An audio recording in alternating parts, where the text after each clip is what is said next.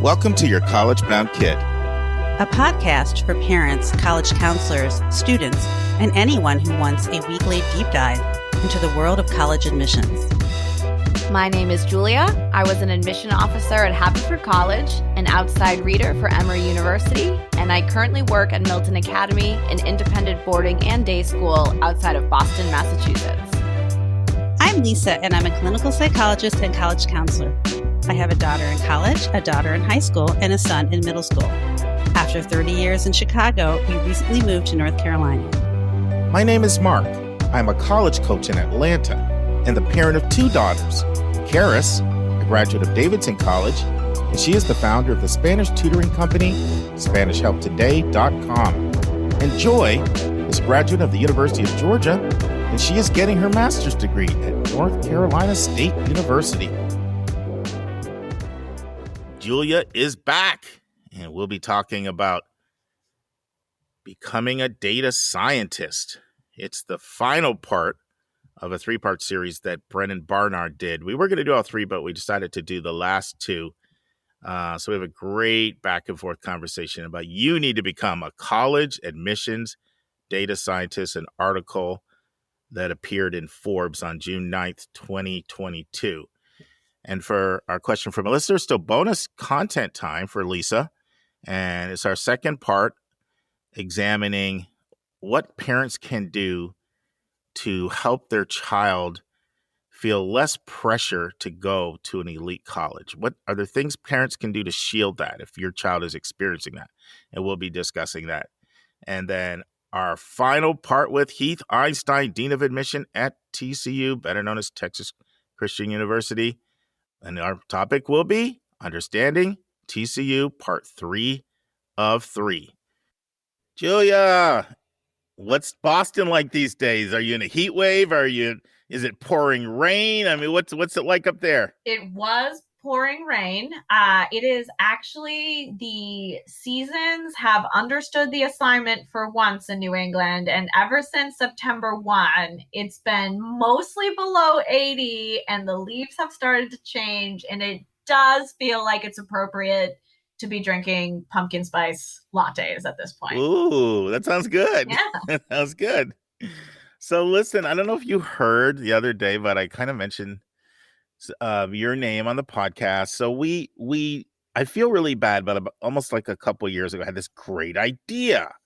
It was, why don't we pull together sort of some students that we have at different schools and for an evening Q&A with our listeners, so they could like come on and just ask a current student some questions or whatever. And then I didn't really realize how much work I was going to be involved in that. And then College Vine has done such a good job, like having these panels out there for most of the schools. So it kind of got tabled, but it's kind of bothered me because, we had listeners send in the colleges they'd be interested in everything.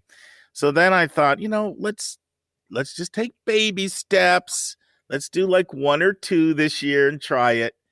And I thought that I could maybe, let's say we were doing a Penn or Brown or just whatever school, I could reach out to you and say, hey, Joe, you got anybody there that you think would want to be in a panel? And I could grab one or two that I have, and we could use our team to maybe put 3 people or something on a panel, and then our listeners could fire away and ask whatever questions they have. So what are your thoughts? I would love that. My students who are in college or even who have already graduated from college would be the first to tell you, Ms. Esquivel keeps texting me, asking me to tell this student who I don't know about my experience. So you're already doing it. I'm already doing it. It actually, it is really helpful for our students. We'll do like a panel on what do you wish you knew when you were applying, because It's just too hard to get alums from all around the country to come back for a panel. So we do end up having these sort of like one-on-one discussions. And I think it's really helpful. And then you get a little bit more time to talk about why that school was important to you instead of, being there with about 5 to 10 other panelists. So listen, I love it. I'm not going to overpromise. So we'll look at trying to do something like this maybe early 2023, and you and I can talk and think about what schools maybe 1 or 2 schools we can try to do this year and sort of see how it goes. But it could be fun, and it could be a good thing for our listeners. So thank you for allowing me to put your name out there. I said Julia won't mind. I'd be happy to. I think you should hot seat them though too. Get them find out what the real deal is about these schools. Oh, I have to tell you, the funniest thing happened to me. I was doing a presentation for a Midwest family, and then I'm on with the wife and the husband and the daughter, and then the mom's a podcast listener, like, regularly. It's like a lot of families, sort of the mom's the one sort of driving things, and she sort of brings dad in. Yep. And then in the session, he asked some really, really tough questions. It was great. There were questions that he should ask. And then at the end, afterward, like, I got a message from her, my husband hot seated you. I laughed like forever. It was hilarious. It's nice to know what it's like to be on the other side. Yeah. So listen, Julia has agreed again. Thank you to give our admissions tips. So fire away, Julia. This is one that my students are probably pretty bored of hearing from me, and I will meet with them tomorrow, and I'm going to mention this again. So I hope everyone can benefit from this. I see every year since we've gone to a largely test optional or test free landscape, every school has a different policy about how it is they want to receive your scores should you choose to report your scores to that school. So maybe you're applying to a school that you are pretty happy about your SAT or ACT scores, even though they're test optional. You want to report them. Guess what? You might be able to self-report them by entering them on the Common App. You might be able to report them through your high school counselor. You might be able to download a PDF of your score report and upload that to the portal of the college. Who knows? Unfortunately, every college has a different policy. And I find that my students, when they're applying to over 6 colleges, can start to get confused about whose policy is what. And this also goes for students who might also want to apply test optional. There's often a checkbox somewhere within the member section of the Common App for each college that says, do you wish to report scores? And my students will say, no, they don't wish to report scores, but for whatever reason, they might have clicked the wrong box. And the college will try to communicate with them through the portal or through emails that, hey, you indicated you would like to send scores or report scores.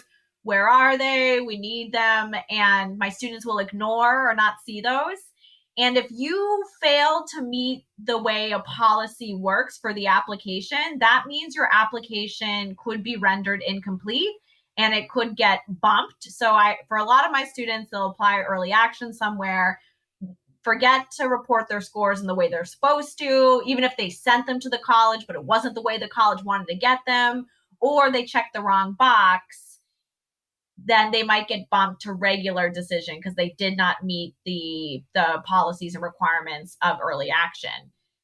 I've also seen this happen in regular decision, and I've seen it happen in scholarship opportunities. So a lot of students, simply because they didn't know how to report their scores or how to indicate that they don't want to report their scores, lost a chance at a little bit more of a strategic round to be in, lost their chance at money, or even lost their chance of admission simply because they did not adhere to the score reporting policies. So what I always tell my parents is that you might have a child who's going through the process, and if you just mention the word college, it's suddenly an indictment on your parenting and how dare you judge them. Here's a great way to stay involved in their process without making any judgments or saying anything or guiding anything. Be a little bit of a secretary for your student, and maybe you can research the score reporting policies. So that way, that's one little thing you can do. And yes, the student should get in good habit of understanding that, but it allows you to have, to support your student, to have a little bit of a role, and then your student won't forget something really small just about a simple score reporting policy. No, thank you so much for that. And there's, 2 thoughts I have. One is, this process is complicated. It is. I feel for students. all of the different nuances and permutations. And let's face it, just the test score piece alone is complicated. Yes. That, you've got to figure out all of these things. In some cases, do I submit? Do I not submit? How do I know? That's not always an easy question. I know people say, well, look at the midpoints, and then the midpoint, they're like, but what if you're in a really hard to reach demographic? Is it the midpoint of I'm seeing information published for the class of 2024, but it's now 2026, which one do I use? There's just like so many different things just with test scores alone that are just really, really complicated. You can see why one of the reasons why the schools that go use your term, score-free, test-blind, test-free, you can see that being one of the reasons. Like, let's just simplify this and take all of these kinds of things out of the conversation and the worry factor for families. Yes. That was one of my thoughts. And the other thought I had is, this kind of goes back to an interview I did with Brennan Barnard, like way, way back in week 1. I think it was episode 27. For some reason, that stands out in my mind. We did like a 3-parter on mistakes parents make in the process. And, one thing I really like that he said, parents are wonderful. They make mistakes, but we could just as easily do a session on all the wonderful things parents do. Yes. And I remember I was saying, I think I even said it on the time. I said, we need to come back to that. And we're always talking about parents overstepping boundaries and doing inappropriate things. And I find a lot of times the colleges almost make you feel like we don't want you to do anything other than cut the check. I mean, some of it, their hands are tied because FERPA policy sort of dictates some of those things, right? But there are a lot of really good things parents can do. Yes. And we, at some point, we probably need to just emphasize the positive so that when the P word comes up, it's not always like, get back in your place, yes. Butt out, That was my other thought. That's very true. And I think parents would like to hear that as well. Sure. Well, they should. I mean, it's very mixed feelings about something. So part of this big college fair every year, we just finished it up, and it was really big this year because with COVID, it's been canceled for the last 2 years, but 4,500 attendees, and it's four leadership schools in there, and we're one of them as an institution, KIPP, along with Westminster and Woodward, and this year Marist. And there's a policy in place at this fair that parents can't come in. Yes. And I have very mixed feelings about that. Like, I get it from the rep standpoint. Like, stuff like that gets enacted because some parent oversteps a boundary, hogs the fair line forever with kids behind them, and then, I mean, the reps are mostly there to talk to students. And so they say, okay, we'll put a policy, and there's like programming for parents. But boy, I was talking to one of my colleagues who had the role of telling parents they can't come in. And she was just getting abused, I mean, I'm going to pay all this money and I can't hear the information. And I understand that, I've often felt like I think the colleges are actually missing an opportunity. If I was doing that fair and I knew that was the policy, I would rent like one of the conference rooms or something afterward. And I'd have flyers on my table, Q&A for parents, after the fair is over, because parents are the neck that moves the head. And I still remember, I'm sorry, I'm going to name names. Swarthmore College. I was touring, and there's like 6 of us there, and, so they go around students. And of course, they have to me on the call, and they're like, you don't count, you're a counselor. And it's just a little mindset of, I don't know. I find there is a little bit of a mindset, and not to call Swarthmore a great institution, but I don't know. I don't always think we get this balance right between celebrating, welcoming parents, realizing like they have a lot of say in this. This is their child, and they're going to, like, even apart from finances, right? This is their child, right?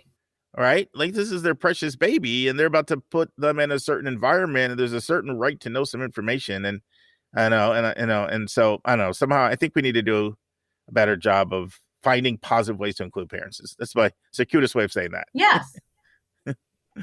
Awesome. All right, so we're moving on to admissions vernacular, and I'm actually stealing one right from the article we're going to talk today.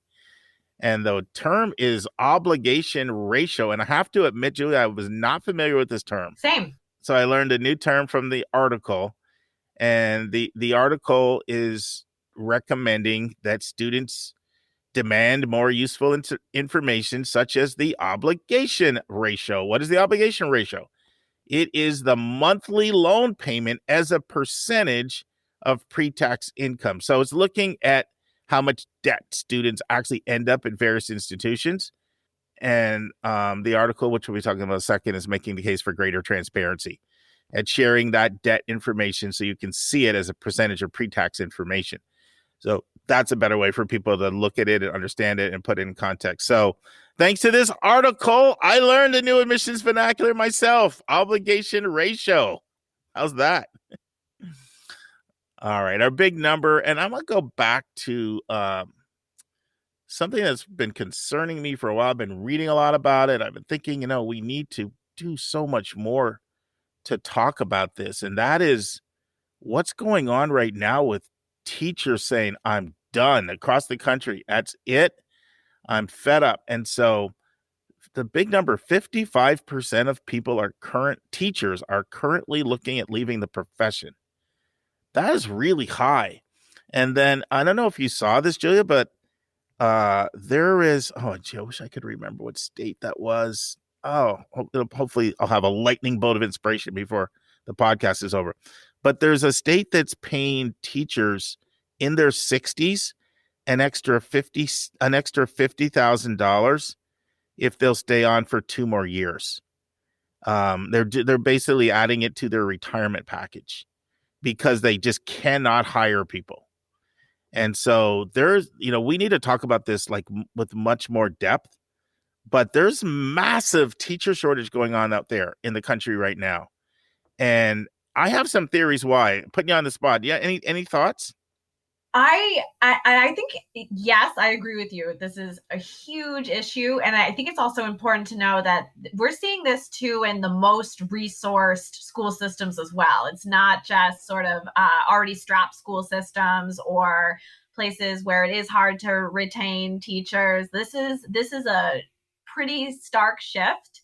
I think I'll probably agree with you, Mark, but to me, there's a few things going on. And I do think I think they're all inextricably intertwined to have created this perfect storm. So we've got, I think, the divisiveness that we have in the country. I think with COVID, there's a very real fear from parents about sort of, was learning lost? Did I get the product I thought I was going to get? But also with the pandemic, families were now more in the classroom than they might have been before. So you might have been hearing what your teachers or what your students, teachers are saying or what they're teaching. And we did need a greater partnership during COVID between the family and the student and the school to be sure that nothing was sort of being fallen through the cracks. And then I think we've got a lot of political spirit behind anything in the education realm. So anything from loan forgiveness to critical race theory. And so you've got a lot of sort of emotions and stewing. And I think it's all about fear at the end of the day. And I think actually everyone wants the same thing at the end of the day, which is for the child to get what they need and what they should be able to have gotten despite what's going on. And I'm just seeing a lot less partnership between parents and families and teachers than I ever have before. And it's making it hard to kind of find resolutions. The school system is not someone who can resolve this. The teacher themselves cannot personally resolve this. So it's getting to a point where it's just sort of rising emotions and no good solutions. No, it's really complicated, and I've been thinking about it a lot, and a few things to me that pop in my mind. Well, first of all, there's a term already out there, right? The Great Resignation for all professions. Like a lot of people found during COVID, I kind of like my work from home lifestyle. Right. And it's been hard for a lot of professions, for, to get people back. So with the Great Resignation, that sort of impacted people widespread. But then think about it. A lot of times the teachers were the ones that were being forced to go back, put in dangerous situations regarding COVID. Right. So I think that's that's some role. I don't know how big of a role, but it certainly played a role. Then another thing is all the stuff that's going on with the school shootings. Yes. Like, think about it. As a parent, you're fearful for your kid. Well, if you're a teacher, you're looking like, do I want to do this 30 to 40 years? Like, there's a chance I might have an incident. Right. And I was just listening to, like, it was really in the background earlier today when I was working, and this conversation was on about this. And a teacher was like, I didn't sign up for this bleep, because they're talking about, like I'm being told how to carry a gun now and all that. Yes. Yep. So I think that's a big thing that plays a role. And then I definitely think this, the divisiveness, like you saw it in Virginia, with sort of education is being used as a wedge issue right now. Yes. Right. And the teaching that's out there is teachers are not respecting parents, and parents need to be able to chime in. And obviously there's an extreme, right? Like obviously there's a place for respecting parents. We know that. But the way that's being interpreted in certain places is that as a parent, I should be able to dictate to you what the curriculum is. Right. And as a professional, if you've gone off and you've studied and you've become an expert in history, you don't want a parent telling you not to teach something like that. I mean, Julia knows this because we talk outside of podcasting, and nothing grinds my gears like when I'm working with a student on essays, and then a parent comes in and tells little Johnny that, no, like, I don't want you writing on that topic, or switch, I'd rather you do this essay over here. And I like to use the example of, do you bring your car into the mechanic and then hover over them and say, get over there, start working on the carburetor? No, I'd like to see some more time on the transmission. No, you trust the professional to be the professional. And so I think that's a huge, I think to me, those are some of the things. And then this predates this, because I go back and I think of a conversation I had with an administrator at KIPP. And there was a little bit of background. So a few years ago at KIPP, for those of you first time listeners, KIPP's Knowledge is Power program. It's the nation's largest charter school network. And I used to be stationed in a school about 4 years ago. And so I saw a lot of stuff that's going on. Now I work with kids, more college counseling. They're spread out all over the country. But I used to be in a school. And there was a big meeting that came from an administrator. And they basically were giving all kinds of different benefits to teachers. I started, at first it was massive pay raises. Then it was changing, Fridays got off early one day, a month. And then it was 2 days a month. And then it was longer summers. And at one point, an administrator came and just had a question and answer about the benefit plan. And she was just really honest. She's like, we scour all over all year to find people, and we cannot replace you. So we've come to the conclusion, we're going to basically make the job as good as we can for you guys. That means better pay, better benefits. We're listening to you, listening sessions, because we just can't find people out there. They're just not out there. And then I was having another conversation with another minister about why are people leaving? And then she brought up a point that, a lot of times in society, you might have a hard job, but it's easier if you're a doctor and you're respected. Teachers have this really, really hard job, and our society doesn't respect right a lot. And that's really, really hard to have a hard, demanding job, not necessarily the greatest compensation, and you're not getting respect. Right. And you're now responsible for delivering all these new skills, like protecting oneself in a school shooting, or yes. These are you can't even focus sometimes on the actual content you're hoping to deliver, because there's so many more responsibilities as well now. Yeah, the sad thing, I know so many people that have left the profession. This is the sad part. They're so happy that they left. Yes. I've not talked to I'm talking about administrators and teachers with 35, 40 years, even at the same place. Not one of them has told me they regret leaving earlier than they thought they would.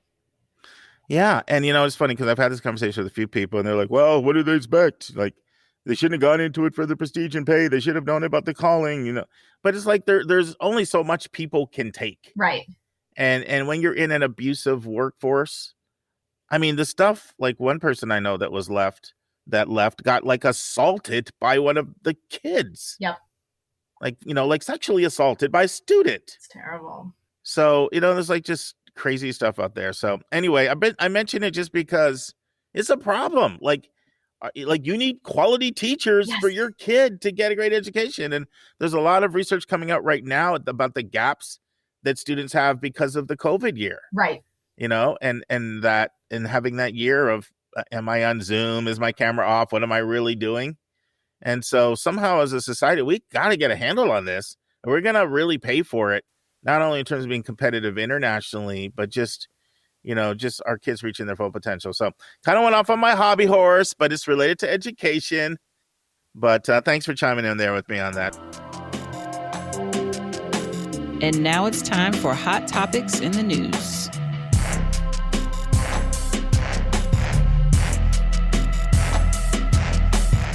So let's go to our article for the day. And I know I said last month that we're going to have Julia do like a 3-parter with Brennan Barnard. You know what? I never realized, Julia, you were last month was part 2. So, there you go. It's going to be, so it's going to be a 2-parter. This will be the last one, but it's kind of good because I have so many great articles that listeners like Luna and James and others have been sending into us that I want us to get to. So I'm kind of glad to talk about this again and then get on to another great topic. So this is Brennan Barnard. He did a 3-part series on data. Not going to introduce him because he's been on a podcast before, and you probably heard the story how we worked together in the past. He worked very closely with Susan. He was Susan's associate director of college counseling when she was the director. But you can read all about him. But he's a writer for Forbes, amongst the many other hats he wears, and he's one of the best out here in the business, I would say, writing really detailed admissions on college counseling, college admissions that really make you think. And he's always challenging the profession to act in a more transparent and ethical way. And so that's all I'm going to say about Brennan here. But he's a great guy. And in part 3 of a series he did, it's entitled "Be a College Admission Data Scientist." And it's a really good article. He starts by talking about the fact that colleges need to do a better job providing data and being transparent. They want transparency out of students. They're always asking you, open up in the personal statement. Let's see the forces that have shaped you to be who you are. But then when you reverse it, it doesn't always happen. So a couple of things, categories this applies to. One, admission stats. And he quotes John Bockenstead, who is our next interview coming up. So a little preamble there. And John Bockenstead says in this article that colleges need to reveal more about admit rates by groups. So he says, for example, key stats on recruited athletes. What are admission rates for that? Early decision versus regular, legacies, unhooked applicants. He said in this last group, especially, the real chance of admission might be 1 in 300, not 10%. And I think students have a right to know what's going on. So he said there could be a lot more transparency there. And then what we were talking about earlier, Julia, another point comes up in the article around testing. There needs to be way more transparency around testing, more searchable databases where applicants can find testing policies, exactly what you said in our tip. And then it says, there's resources out there, but they're dependent on the quality of what's being shared by the colleges. Right. And he quotes Matthew DeGrief, one of the greatest people of all time, giving a shout out to Matt. You know everybody there, just Julia. We are also, so Matt is also, he basically keeps all of us independent schools in the Boston area in line as well. And I'll also say a really ethical thought leader as well. And so we're very lucky that he has such a good influence in admissions world and certainly in my area. Well, I'm all for the verse in the Bible, honor to whom honor is due. I'm all for shouting out people, doing great work. So I'm sure he'll appreciate that and well deserved. But he says that schools, he says that for schools that do not require testing, applicants need transparent information. How does test optional work in each school's admission process? What's the breakdown of percentage of students who applied that were admitted with it, without it? And he goes on and on about specific information about demographics and other categories. We need more transparency. Also, is testing related to scholarships? Okay, that's another area we need more transparency. Then the article talks about institutional priorities. And it's in the holistic admission process. Colleges want to know about each student's preparation, passion, and priority. Well, there's a double standard oftentimes here. Students could glean very helpful information. Sometimes they can get it from the mission or the website about goals and criteria, but it's not easy to get it. And what about more transparency about how committees weigh in and consider institutional priorities? What about certain character traits and how they're used and how they're being measured? And I realize in holistic admissions, there is an aspect where parents want to know the exact formula, and we're not talking about that. That's never going to happen. Nor should it happen, actually. No, I wouldn't have a job. We wouldn't have jobs. Yeah, exactly. If it's just numbers driven. But the point is that we can do better, and there can be more consistency. And then demonstrated interest. How is it factored or not factored? How is it taken into consideration in an admissions review? That's another area they say there could be more transparency. And then it says we need more data when it comes to college outcomes. Schools are not giving enough data on college outcomes. And once again, I could tell that Brennan was impacted by his conversation with Brian Zucker from Capital Research Corp, because he's come up in all of these different series, the 3-parter he did. And once again, he quotes him in this article. And I agree. Like, a lot of colleges like to say 96% of our students have a job after graduation. But what does that really mean? I mean, I interviewed Emily Griffin, Amherst director of career counseling, and she admitted like that data is like, does it count the Starbucks job? Look at that. Nothing's wrong with Starbucks, but I'm sure most parents didn't invest what they invested in college for their kid to be serving a latte and having a school counted as, look at this great employment rate we have. And so that data needs to get a lot better.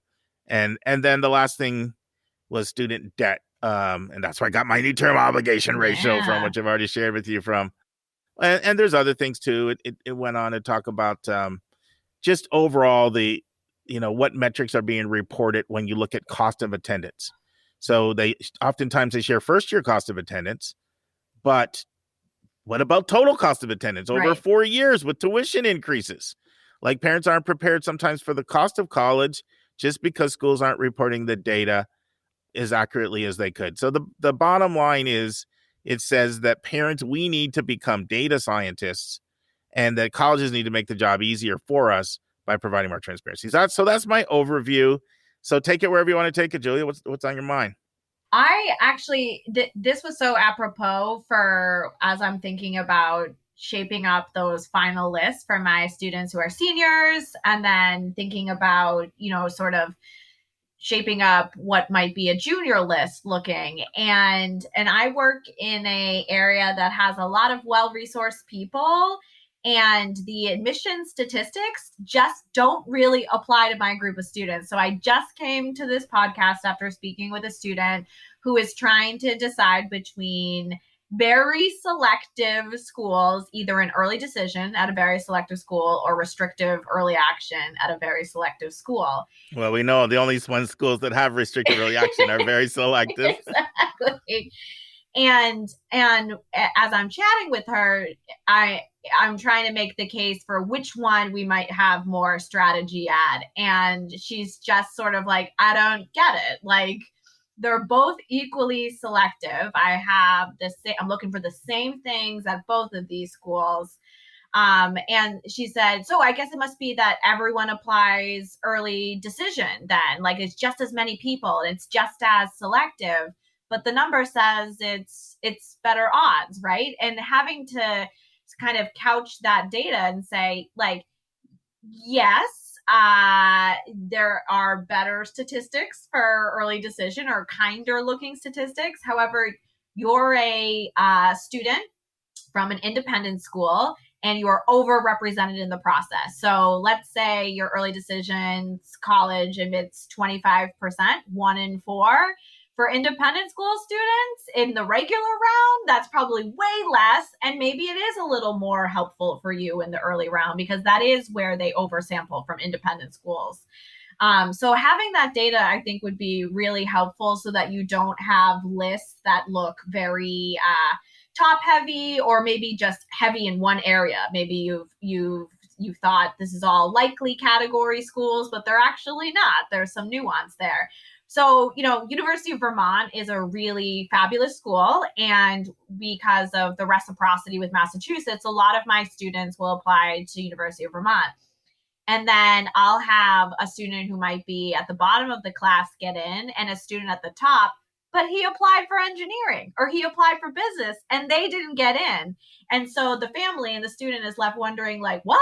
Like, I thought this was a likely range. It's like, you got to look at the statistics. When did you apply? What pool are you in? What are you looking for? What are those numbers? And I think it actually would be really empowering for students who are also maybe underrepresented in the process. Like you might think, oh, MIT is not for me as a first generation student at a massive public school that does not send more than 5% of its student body to a 4-year college. Well, actually, if you're admissible and competitive, actually for your demographic, maybe it's 1 in 2 of you are admitted, right? So I think it would be really helpful for planning purposes. And to speak to the episode you and Dave did a little while ago, Mark, about what does the data and what they're giving you in the data say about the values of the school? Like, why don't they give that information readily?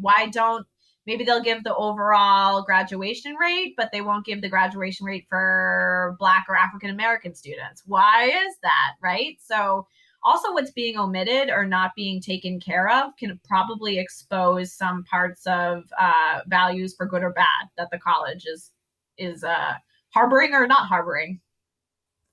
I do feel for colleges, though, because a lot of times if they are transparent, it can blow up in their face. Yep.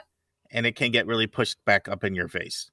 One example we talked about on here was Andy Strictly from Connecticut College when he told a student that you would be better off not submitting your test score in our process. It's going to put you in a less competitive situation. So I recommend you apply test optional. And he just got torched. Right. All over social media because, it just shows that the colleges are out for themselves. The kid was admissible. They should have been admissible without the score. Shows that the colleges care about themselves.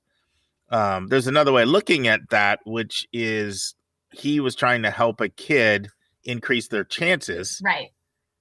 But that is not how that got covered by a large part of the population. I was having a conversation with an admission officer to selective liberal arts school.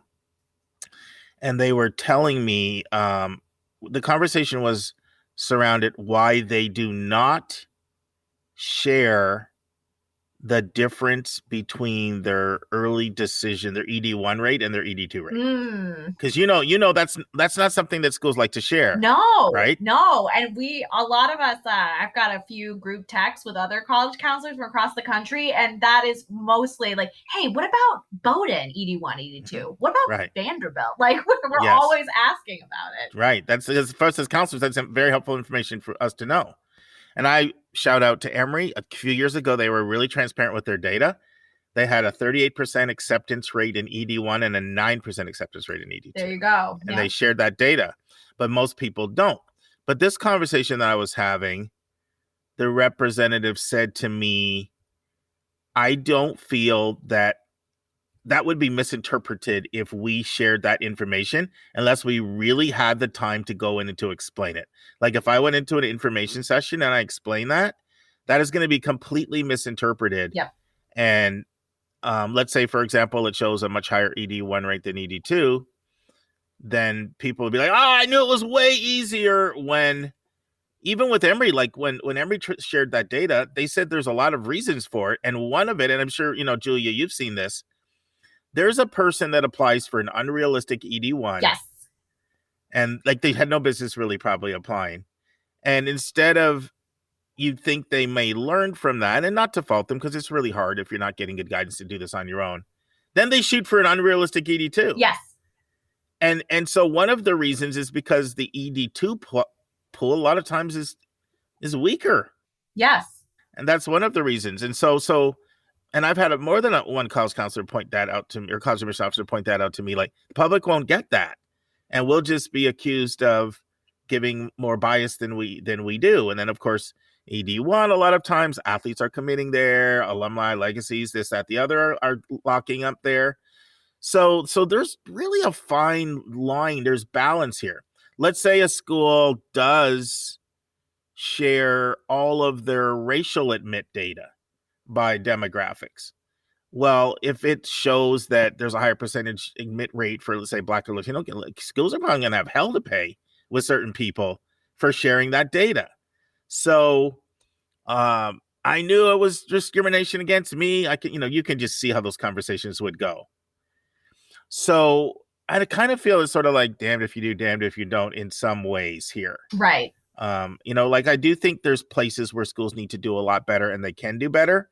But I also think that in some cases, like the blowback they would get from the public because they have a little knowledge and they don't see the whole big picture. Right. It helps me to understand why some schools just say, I'm not. It's funny. I was I'm not going there. Some schools just say I'm not going there. It was funny. I was in a session with Andy Strickler and a bunch of other overlap schools because they're part of one of these, groups. And some of the other people, the other schools are like, I'm just not even touching that. Like letting people know what score is competitive or not, because it's almost like a can't win. You're going to get blamed if you do. And so like, I get you're trying to help a kid, but it's like not worth it because the blowback you're going to get. What are your thoughts on that, Julia? That's like, totally on real. Schools disclose, like being transparent. If someone says to them, like, is my test score good enough? Should I submit it or not? Do you feel, first of all, what do you find? Do you find that a lot of your schools are avoiding that question or they're answering it? And what would you do back in your day if you were in admissions and you had carte blanche to handle it however you want? That's a great question. And Mark will also probably laugh a little because a lot of the times if Mark and I are texting a quick, like, hey, what would you do? It's usually this question. And so I do feel for the colleges. And you're right. Sure. And I think, and the point of this whole article is about not just knowing numbers, it's about being a data scientist. You've got to be able to contextualize the numbers. And it's so complex, as you said, Mark, that's just kind of impossible to contextualize it. And that also means it's a very individual basis. So I see most colleges maybe not skirting the question, but giving a non-answer, which is we publish the middle 50% of our bands. If you feel good about your score and you want us to have it, then great, report that, which didn't answer the question, which is like, is this going to keep me out or is it going to push me in? But it could be, for example, I had a student who ultimately decided to report a 1490. And at the most selective schools, I did get feedback that it was the score that held them back. And it wasn't because it wasn't a really good score and it was average. It was that the student introduced an average data point to their application instead of an exceptional data point. So it didn't mean she was inappropriate. It just meant she kind of moved more towards average. Now, but what if she had applied for computer science and her math was lower, even if it was above the 50% range? Like that could have kept her out. So there's really no one size fits all. And schools that do practice holistic admissions are supposed to contextualize your score. So I did not have a great score when I applied to college. Granted, it was a very long time ago, but I went to a school that did not send students to four-year colleges. And so while I thought my score was really abysmal, it was actually pretty good for my area, and it didn't hold me back.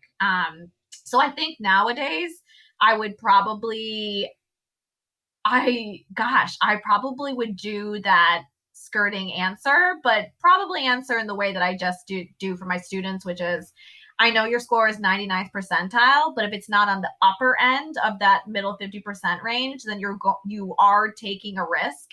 And I am thankful that besides maybe a couple schools, I really have found that all colleges, besides a couple, really do. They're not like, oh, it must be a bad score since they didn't submit.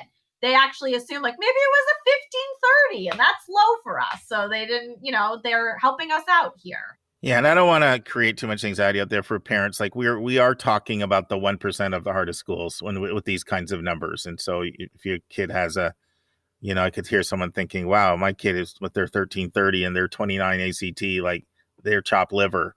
But that's a very good score for the majority of colleges. Right. That are out there. Important to know as well. Yeah, important to do that. But Julia knows as we talk about this, I reached out to her, recently. I said, Julia, if a kid had a 780 math and a 700 verbal, and they were applying to Brown for computer science, would you tell them to share or not share?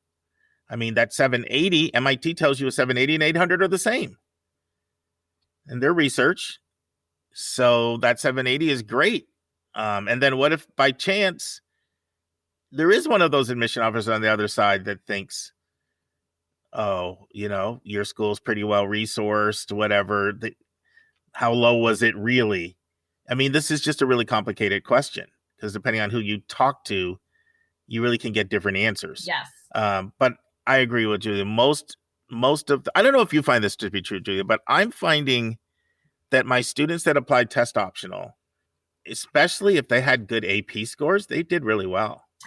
Because there's something, something else in the pool. Very few AP takers at my high school. We don't offer, we offer one AP. It is AP Latin. So that's what, 7 kids that's able to take it each year. So, and we have not seen a change in the percentage of students getting into the most selective places or the most selective majors. Like even our students going for computer science, engineering, nursing are not being held back by not having a test score or not even having APs to report. Well, another thing then, and I'm sure you'll probably agree with me on this, like when schools are comparing test scores to their range, I'm finding they're using their new numbers, not their old numbers. Yes. So because everything's been renormed since half the people aren't submitting scores, right? So the last 2 years, 52% of people did not submit scores in the class of 2026 and 56% did not in the class of 2025. So there have been more than half the country has been non-submitter. Now, there's a little bit of difference, I think, as you go. I've seen the data for the most selective, and they're usually a little higher than that. But those are national averages. And so what does that mean? It means Boston College average went from 1395 to 1490. Exactly. Right? Exactly. And so sometimes this is one thing that can get people in trouble. A lot of times if you're using even major databases, all of the websites that we recommend that you get your data from, a lot of times that's not current year data. And it was especially bad the year before because they did not have that first pandemic class in there. And even still, I have a lot of websites I like to recommend for people, but sometimes I look at the rate data. I'm like, that data is all old now. Yes, exactly. Exactly. Yep. We talk about that all the time with families because especially parents will be like, what do you mean it's 99th percentile for this area? And I'll say, go look at what they're, because luckily actually counselors will get emails sometimes that summarize each college's sort of year. And just like this article suggests, some colleges leave out certain data points that would be helpful. But usually we can tell, they say like the average SAT for this class that was admitted is this, or the average ACT is this. But you're right, Mark, that's usually not the data that's online. And my students are quick hits, right? So like whatever Google brings up first, that's what they're going to go for. Even, Naviance and those systems also, don't have complete data either. Yeah, no, I find like College Kickstart tends to have some good stuff when they release their blog, and they try to capture the current year class. And if you can get like class of 2026, class of 2027 coming up, that's what you want to look for. Now, one of the challenges I'm finding is now that we've moved into this test optional world, more and more schools are like not wanting to lead by look at our amazing test scores, because they know someone's going to say, I thought you said you're test optional, but you're bragging so much about your test scores. See, I knew you weren't telling the truth. So more and more schools are like omitting that from their class profiles when they roll it out. Have you seen that, Julia? I've seen that a lot. Yes. Well, I've also seen some schools not sure what they want to do. And so, and that's part of this article's point, is this wishy-washiness does not help counsel students. So Purdue, I'm very thankful for my colleague, Rachel Klein-Ash, who read that fine print in the counselor newsletter. And basically Purdue said for this year, we've remained test optional, but if you did take a test, please send that. We would really like to see it. We want to see it. But then why? Why do you want to see it? What are you going to do with it? Like, what does that mean, right? So now I'm already gearing up for how do I answer that question for my students about, engineering, computer science. Yeah, I feel pretty good about only report a score, even if they're saying, please do it anyways. I just can't trust that it can't, as a counselor, I can't counsel them to do something that actually might work against them. I just don't know. And neither does the student. Yeah, you bring up something really interesting, which is that we all know there are some schools that are test optional, either because the decision was made above their head, we're just going to go test optional, or they're test optional for PR reasons. Like it would hurt us too much as a competitive to not be able to be competitive when our competitors are. Right. But they really do want that score. And one thing that I really encourage students to do is to do exactly what you said, like read the fine print, read between the lines. I went back and looked at Auburn. Oh my goodness. Like it is so clear that they want test scores. Yep. It is so clear. First of all, it says we're test flexible. We're not test optional.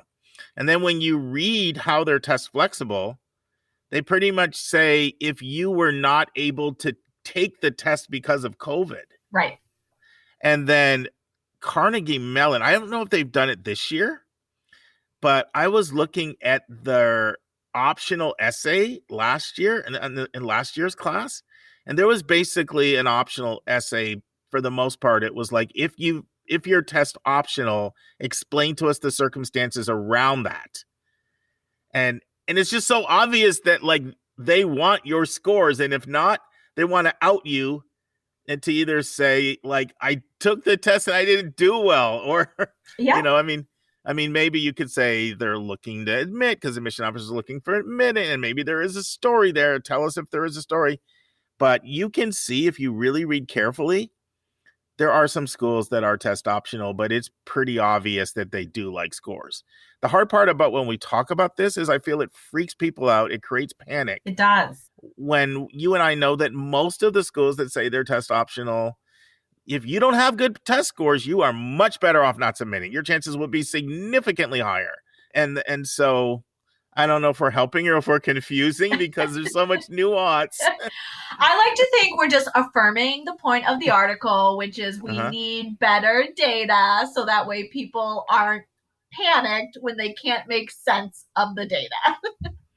Well, I want to go back to one thing you said, Julie, because I think this is important. It's something we haven't talked about on this podcast before. You mentioned how coming from your school, and you've said it yourself, and others, regular listeners, know that Julia's from a very well-resourced school in the greater Boston area. It's a private school that's, costs a lot of money, and it's very academically selective. And there's a lot of high-powered families that are attracted to the school. So I think it may be helpful for listeners to know especially if they're coming from a school like you're at, how certain things may be interpreted differently. For example, not applying early decision in some places. How could we expect you to apply early decision? You need to compare financial aid offers, but not applying early decision from a Milton unless they know that it's one of the kids that's under-resourced and was getting significant need-based aid. It could be seen as a clear message that we're not at the top of the list. Yes. Can you talk about that? Because I know we do have quite a few families that have kids either in expensive private schools, or it can also apply to affluent suburbs too that have good college counseling. So this is not just a private school thing. Absolutely. Yes. So talk to our listeners about what are the things that if their child is at a pretty well-resourced school, it might be an expectation that a college admission office might have for them that they may not apply to a rural school or an urban school, or, or just a blue collar school. Totally. Absolutely. This is very apropos. My poor partner obviously hears all this college talk.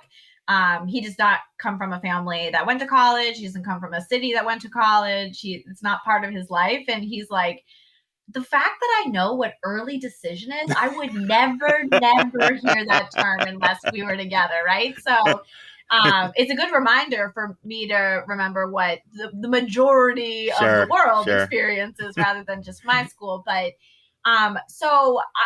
it is, and actually this is very apropos of the conversation with Dave about Dartmouth eliminating some of their varsity sports, is that even though I do believe college is sort of sold as sort of this meritocracy, it is not about just desserts, and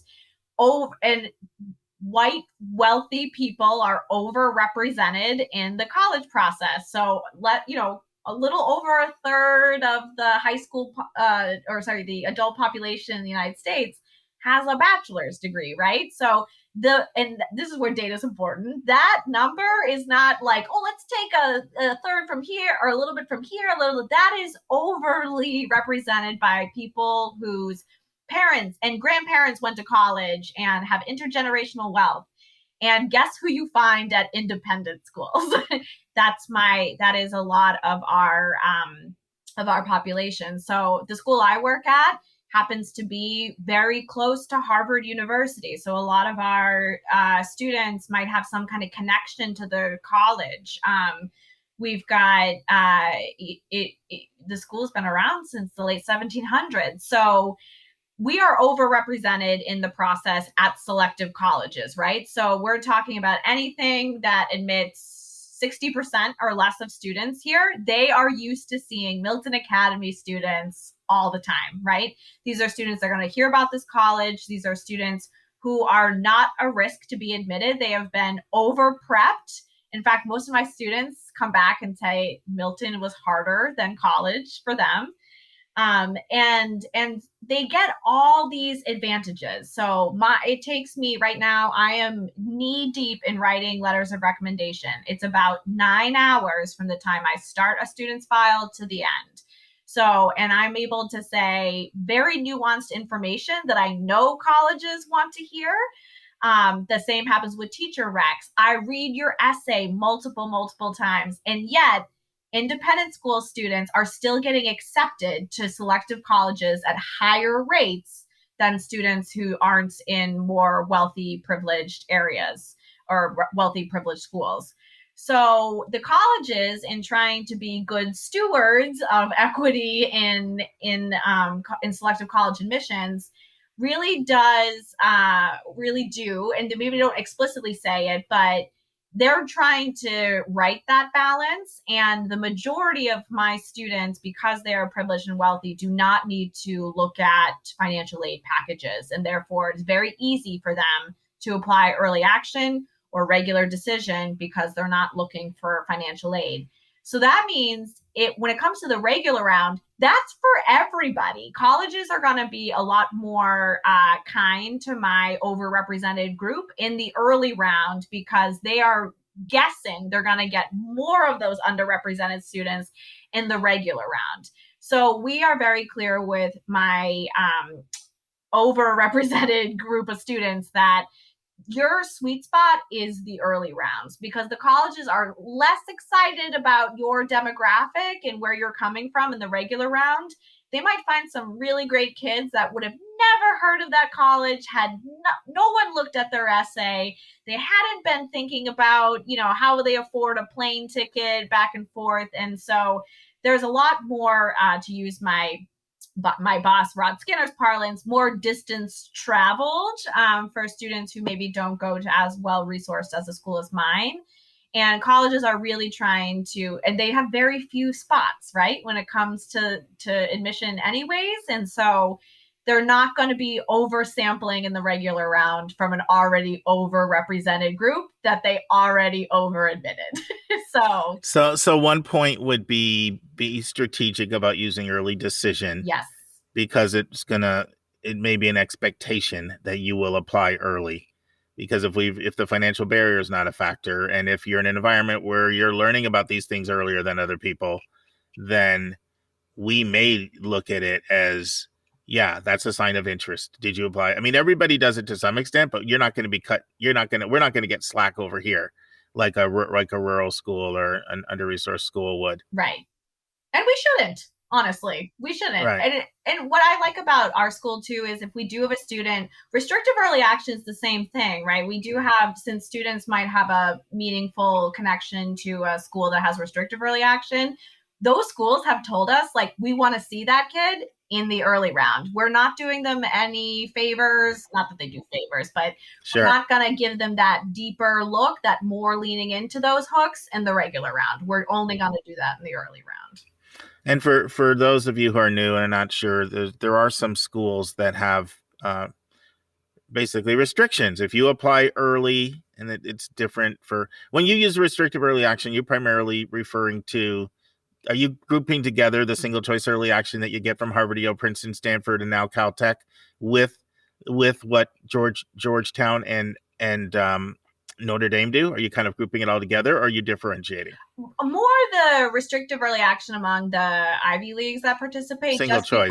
Because, single choice. And I get nervous with that just because I do have a lot of students who are applying to their flagship or in-state institution, which, just to be clear for everyone, you can apply to public schools early action along with a restrictive early action or single choice early action. But yes, I'm mostly referring to can't apply ED, can't even apply early action to Northeastern, right? Sure. It can only be public school. Well, you're up in New England, so you don't have as much Georgetown and Notre Dame either where you're at, but you're going to have a lot of Harvard, Yale, Princeton, Stanford in your pool. Which we shouldn't, but we do. But you do, yeah. Yeah. No, so that's a point that people need to be aware of. Those schools, they don't technically have ED, but they are absolutely looking at, did you let us know we're in first place out of the chute? And they are, I mean, I remember Yale telling me we have a 90% yield, and we are not walking away from that, because I challenged Yale when Princeton walked away from it for that 1 year when the pandemic. I said, are you going to follow Princeton? They're like, absolutely not. Yeah. We have 90% yield in that round. And if you look at some of the fine print in terms of how they define it, they do expect you to use it as your first choice. Yep. Mm-hmm. They do. Yes. Yep. And so it's important to, that's why I say everybody uses early, everybody factors interest in, it's just they use it differently. Right. So these would be the same schools that would say, we don't look at demonstrated interest. Mm-hmm. But what do you call this? This is demonstrated interest. Right. Come on.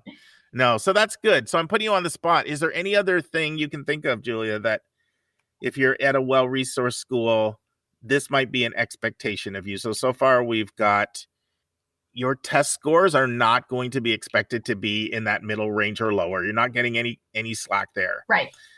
You're going to be expected to take advantage of early programs, and it's going to be a signal to us of disinterest if you don't do it, as you're not going to get the benefit of the doubt of like, well, maybe nobody explained it to them, or maybe they need to compare financial aid offers. You're not going to get the benefit of that doubt. I think another one probably is just these smaller schools, they give you more opportunity for leadership positions. Yes. and to be involved in things. And then you also, like you said, the way the recommendation writers write, you get to know them really, really well. The teachers get to know them really, really well. You can describe them in a way to make somebody pop. And so if you come off nondescript in your lack of impact in your community, or if you're not that involved that much, when there's so many more opportunities for leadership, it can look very different than if you're at a school with 4,000 kids, and it's much harder to emerge in leadership positions. That's one that I thought of. I don't know if there's if there's anything else you want to share, if you think we've covered it. That's a big one. And I think it leans a lot into, since we're an independent school, we're tuition driven. We are reliant on you to spend money on us, right? And commonly when a process does not go the way a student or family wants it to be, and by that I mean they have plenty of selective options, but maybe it's not the most selective option. The most common refrain we will get is, I should have just gone to my public school. I should have just gone to an easier school and got better grades. But if you look at actually our admit rates to colleges, even if not every student is getting into the most selective, we are still at least double the national average of admits at the most selective schools. And that is for everything you just said, Mark. It is that you get all these advantages that you probably are just as cool as the kid who goes to the under-resourced public school down the street, but you have a bunch of people that know how to say things about you that will really stand out, and in a way, and in a parlance, in a method that is widely accepted and understood at colleges. And so you're at an extreme advantage in the process. Which is why, they can't say yes to every single student, but they still say yes more often to my students. So you would not be better served in the college process if you went and got all A's at the local public school, because you might not have leadership positions be able to talk about, or you didn't know someone who was wealthy, who was a doctor that you could shadow over the summer. And while that might not tip you in, it just gives you a wealth of experiences that you just had access to that other people didn't, that do give you an advantage in the process in terms of showing who you are. Do you see evidence, Julia, that colleges are recruiting your kids because they know they can pay? Yes. Yeah. And I mean, and maybe even we're not necessarily even talking at the most selective levels. Can you talk about how that fleshes itself out? I mean, we know that they're more likely to want to visit your school. That's a given, because there are people that can pay. But talk about, sort of how, no, I know that's going on. Like, schools sometimes are taking just take it wherever you want to go. I think our listeners would be interested in that. Yes. So we'll have even, University of Vermont is another really great example. So as a state school, they are holistic, but they're, very transparent, very predictable about how they crunch a GPA for a student and then look at what program they're applying to. I'll have a student that has multiple C's on their transcript, and so their GPA is going to put them lower than even an average admit for UVM, and they will not only get in, but get scholarships, because this school is like, we love your students. We also know they do super well, and maybe a C at Milton might be a C here, but that's probably as bad as it's going to get. This student is going to be successful here. There's also something to be said about representation as well, is that we have been told that sometimes our students, if they're admitted because maybe they're not the strongest academic student, but they're full pay, and the college knows the student, even if they sat on their couch the whole time, would probably make an impact in some way, right? So certainly would do well in the classroom. Maybe they might join this, and this, but they can count on our students for not taking away from the college, to add to the college. So I'll say this, I mean, a college is a business at the end of the day. So there's something to be said about being able to admit a student who not only can pay, but will do well at the college as well. So you've now added financial value to your college, but you've also added the value of the student. And many colleges will actually give merit aid to my most wealthy students, because you got to spend money to make money sometimes. So I had Occidental offered. I had a student who was very wealthy and parents were well known and they got, a very hefty merit scholarship. They were also a very good student too. But sure. But that's also because Occidental knew this student's never gonna come here.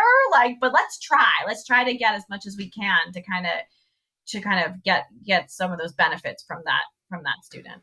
I'm glad you shared this. Dave and I are talking about this in 2 weeks from now, and it's a really important topic. One of our dedicated listeners, Luna, sent in a fantastic article that talks about sort of something that's talked about even less than demonstrated interest is talked about with Candid, and that is schools giving merit money to affluent families because they need the money. They need the tuition revenue. So they're looking at let's say a school costs $55,000. And they're like, you know what, if we give this family 15, we still get 40,000 from them. Right. And so they're admitting that kid over the kid where the numbers come back and say they can afford to pay 9,000. And that kid may be even stronger. But then they're like, no, but we only get $9,000 from that. And I think a lot of times when we talk about admissions, we talk about all of these other factors, and we don't talk enough about how ability to pay influence who gets in. And then when we do, it gets complicated. It goes back to the nuance because we know that that's not how every school operates. But it's how a lot of schools operate, though, especially ones that are very concerned about their budget. Yes. And so they're looking at it like, okay, this is a win for us. And then sometimes, people move in different circles. So we get you, and now you've got the T-shirt and the sweatshirt and the bumper sticker. Well, who's probably in your peer group? Exactly. It's other people that can pay. And so now we tap into that community.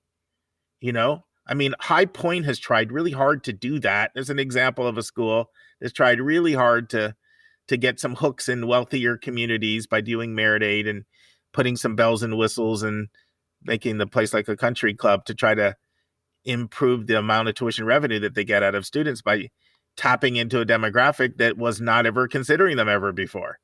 And maybe with enough merit aid and enough country club facilities, then we can attract a certain kind of kid that we never attracted before. And I feel bad for the family listening that doesn't have any of those resources. And they're like, snap, one more way where the deck is stacked against me. But I also think it's our job to try to peel back the curtain and try to make this process, as transparent as we're capable of articulating, so that listeners at least know that they really need to hear what you said, that colleges are businesses first. And while they do have missions and they want to serve, they're first and foremost going to be concerned about their own health and their own survival. And they're going to be like, well, we can't exist to carry out our mission if we have to close our doors or lay everybody off. And so a lot of times they feel really uncomfortable about these things too. They wish that they didn't have to admit, weaker kids that can pay to pay their bills, but it's better than the alternative of closure, mergers, downsizing, layoffs, all the other things that come with not have enough money. Absolutely. Well, guess what, Julia? We broke our record for the longest in the news ever. Our listeners got a glimpse into what our conversations are like on Zoom and on phone, and we just pick up the phone and call each other and bounce ideas off each other. It's like a little window into how Julia and I talk, and how Susan's the same way. Like, these are the kind of conversations we have, and it's kind of hard to make them 30 or 40 minutes sometimes. So hopefully listeners found it to be valuable. Great. Well, we'll see you next month. Thanks, Mark. Yeah, thank you. And now it's time for a question from one of our listeners.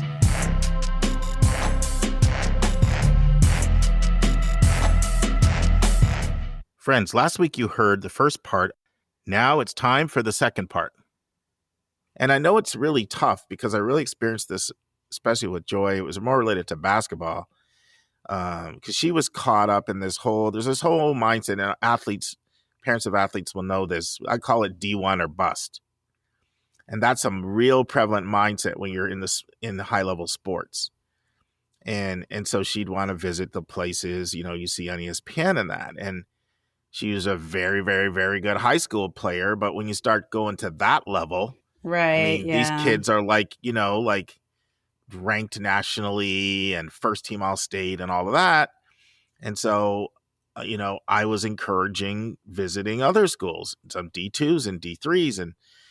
And so it's really tough because she was pushing back. So you don't think I can play there, And so I can understand the tension, even if a parent if it's coming from the kid and the parent pushes other schools, that's why these things are complicated.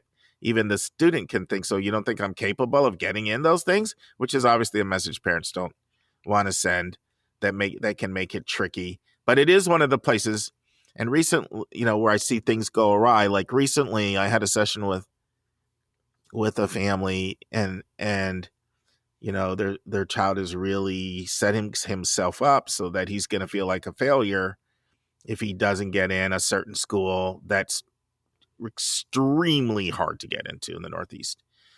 And the parent meant well, but I mentioned to them that I kind of wish you hadn't taken the tour there, because it wasn't on our scheduled list, but it was sort of like, well, we were in the area, so we thought we'd go over, and then the kid falls in love. And so that's another point where a practical thing people can do when it comes to your tours. And if a kid is extremely strong, I'm certainly not saying not to visit selective schools. It's not what I'm saying. But, a lot of times people talk about demonstrated interest. Well, the schools that count demonstrated interest the most are the ones that are not the hyper selectives. And so just make sure that your list is very balanced when it comes to the schools that you visit. There's a lot of curiosity about places. So there's curiosity about Columbia, and there's curiosity about Brown and Stanford and UCLA and Chicago and Northwestern. And I cannot tell you how many times, Lisa, people say they want to go to North Carolina and they want to visit Duke and UNC Chapel Hill. That's where they want to go. Right. We're going to North Carolina so we can see Duke and Chapel Hill. There's great schools in North Carolina other than those two. And so I see a lot of the mistake I've seen being made right on where people go for their tours. Mm-hmm. Absolutely.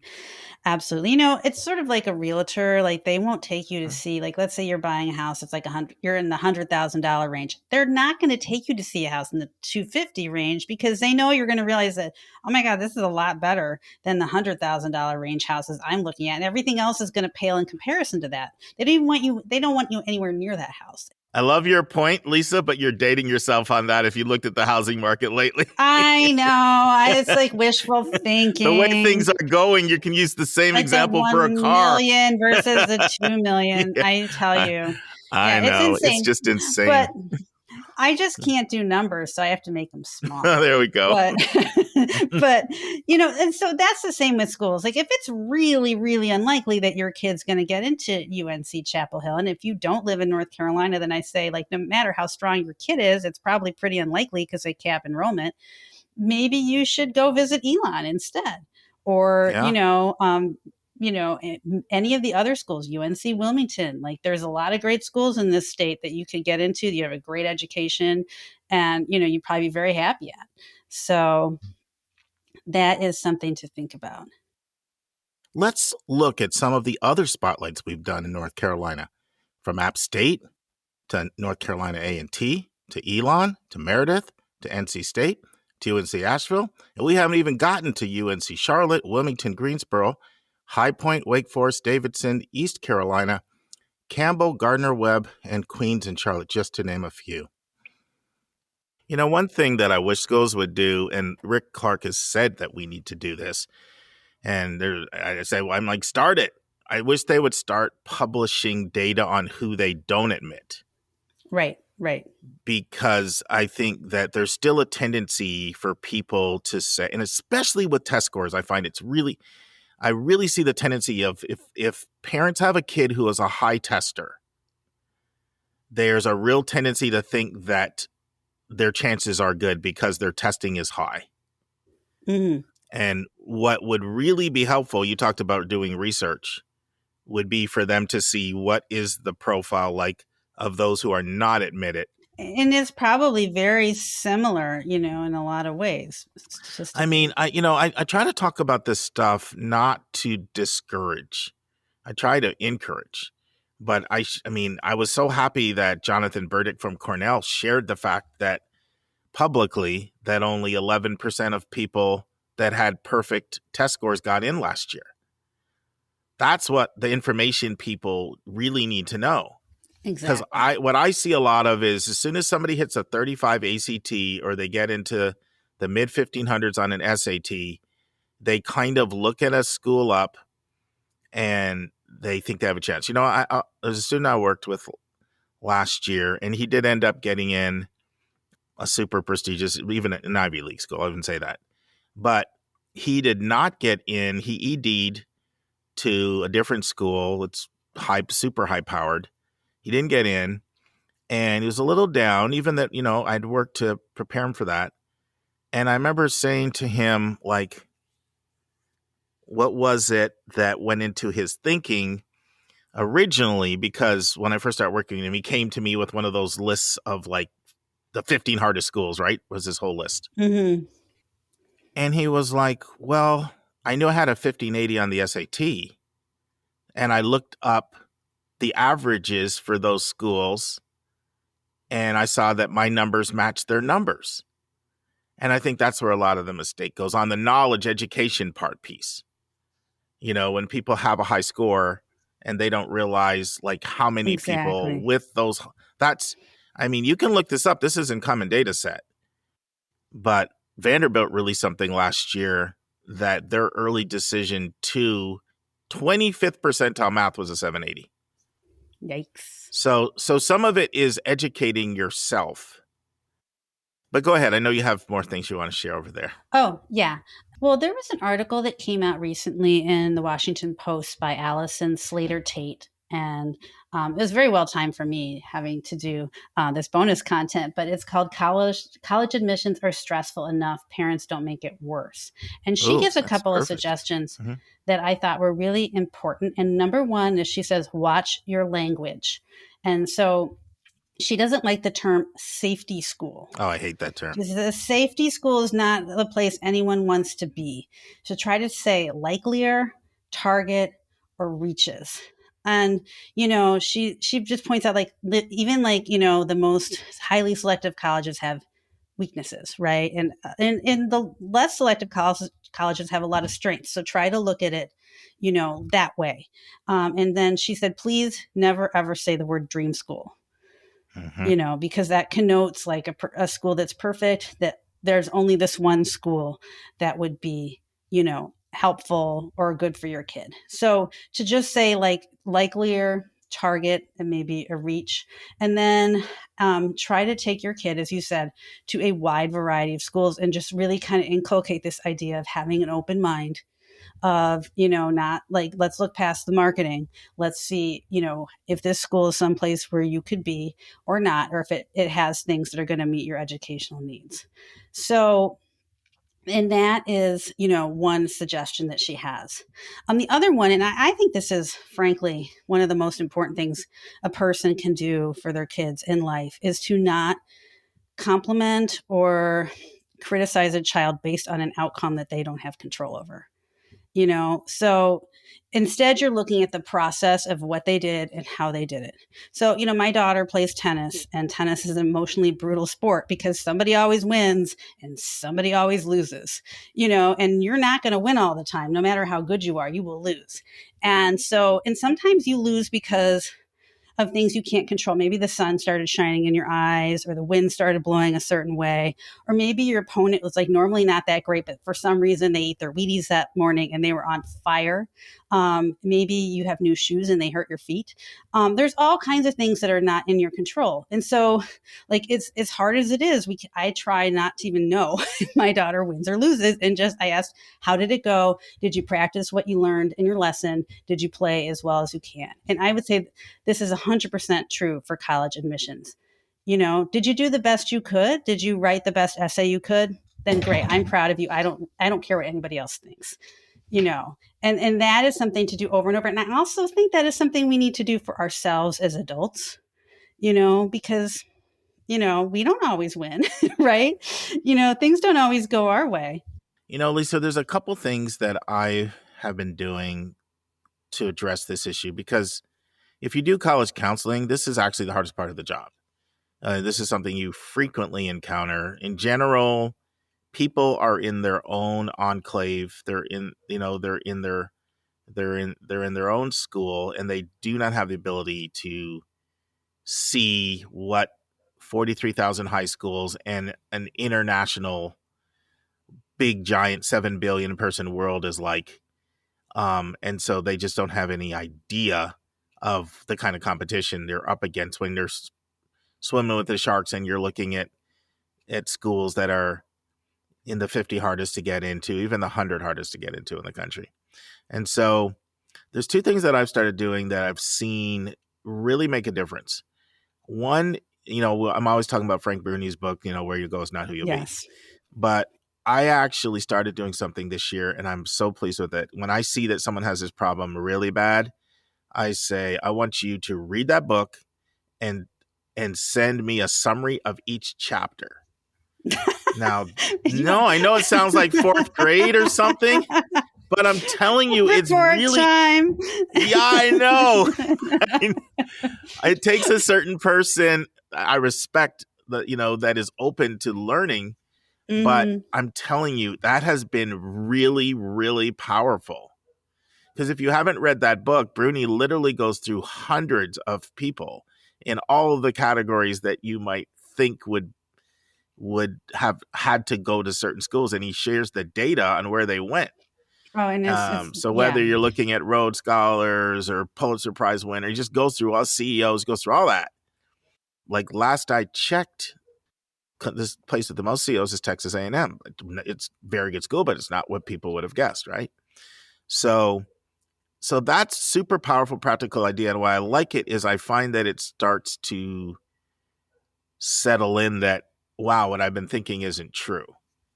Which is I have to go to this kind of school to be a success in life, which is basically, that's what people think, students and parents. The other thing that I'm telling students to do, and I just kind of stumbled on this one by my own curiosity, is when you see somebody on TV, look up where they went to school. That's a really good one, because you'll see, sure, you're going to find, your people in there that went to like your UCLAs and your Rices and places like that. But you're going to see, Grand Valley States and, Central Connecticut. I mean, you're going to see a lot of that. Right. And that is really helpful for people, especially if they're looking up people who they're kind of impressed with. Maybe they like this actor or actress or this game show host or, and they start, because what it does is it starts to really chisel away at that canard that I have to go to selective U to have a successful career. So those are a couple practical things that I'm finding are working really well.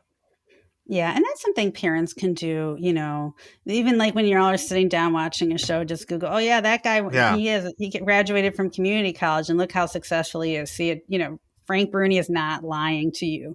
Perhaps the marketing is lying to you. Actually, I'm really glad you said something there, Lisa, as I was talking about in the context of students doing it. But I think parents need to do it too, because more than students probably. Yeah, because parents need to be convinced of it. Like all the stuff we talk about, like, tell your kid you love them unconditionally. Tell your kid they can be what they want to be. Tell your kid they don't have to go to Prestige U to have a good career in life. None of that works if you don't really believe it, because they'll be able to read right through it. So the first thing is parents' own belief system has to be challenged for them to be effective emissaries of this message. Right. So I actually really I was talking about it in the context of me talking to my students, but I really like the twist you put on it, which is parents, you're watching something, you look it up yourself. Because if you're of the belief that you need to go to these schools to have this, it will change your view when you see it for yourself. So that was a nice add-on. Mhm. Well, I am glad to do that. I think that I was talking another little mini story to a mom whose daughter is going to be in Sonia's class. And this woman says this is her only child. And so she hasn't been through adolescence. And she was not so happy with me on a number of things. But like, I was like, well, when your daughter says she hates you, and she's looked at me like, my daughter would never say that. But she was saying things like, but aren't you worried? People were asking her, aren't you worried where your kid's going to go to school? And that this is the pressure that she's getting, even as, her kid is just starting high school. And I think it's everywhere in society. Yeah, I want to say something about that, Lisa. You can be a parent that's doing all the right things. This message is coming loudly from the peer Oh, group too. That's oh, one of the biggest places it comes from. And it's yeah, natural for a kid to want your peers to respect them. And so if your child is in a school system where that's how people keep score, that's how value is conferred by who goes to impressive colleges, then you have to work that much harder as a parent, because there's tides like big rapid waves coming at you, even from the peer culture, even if you're doing all the right things to set the table from a parent standpoint.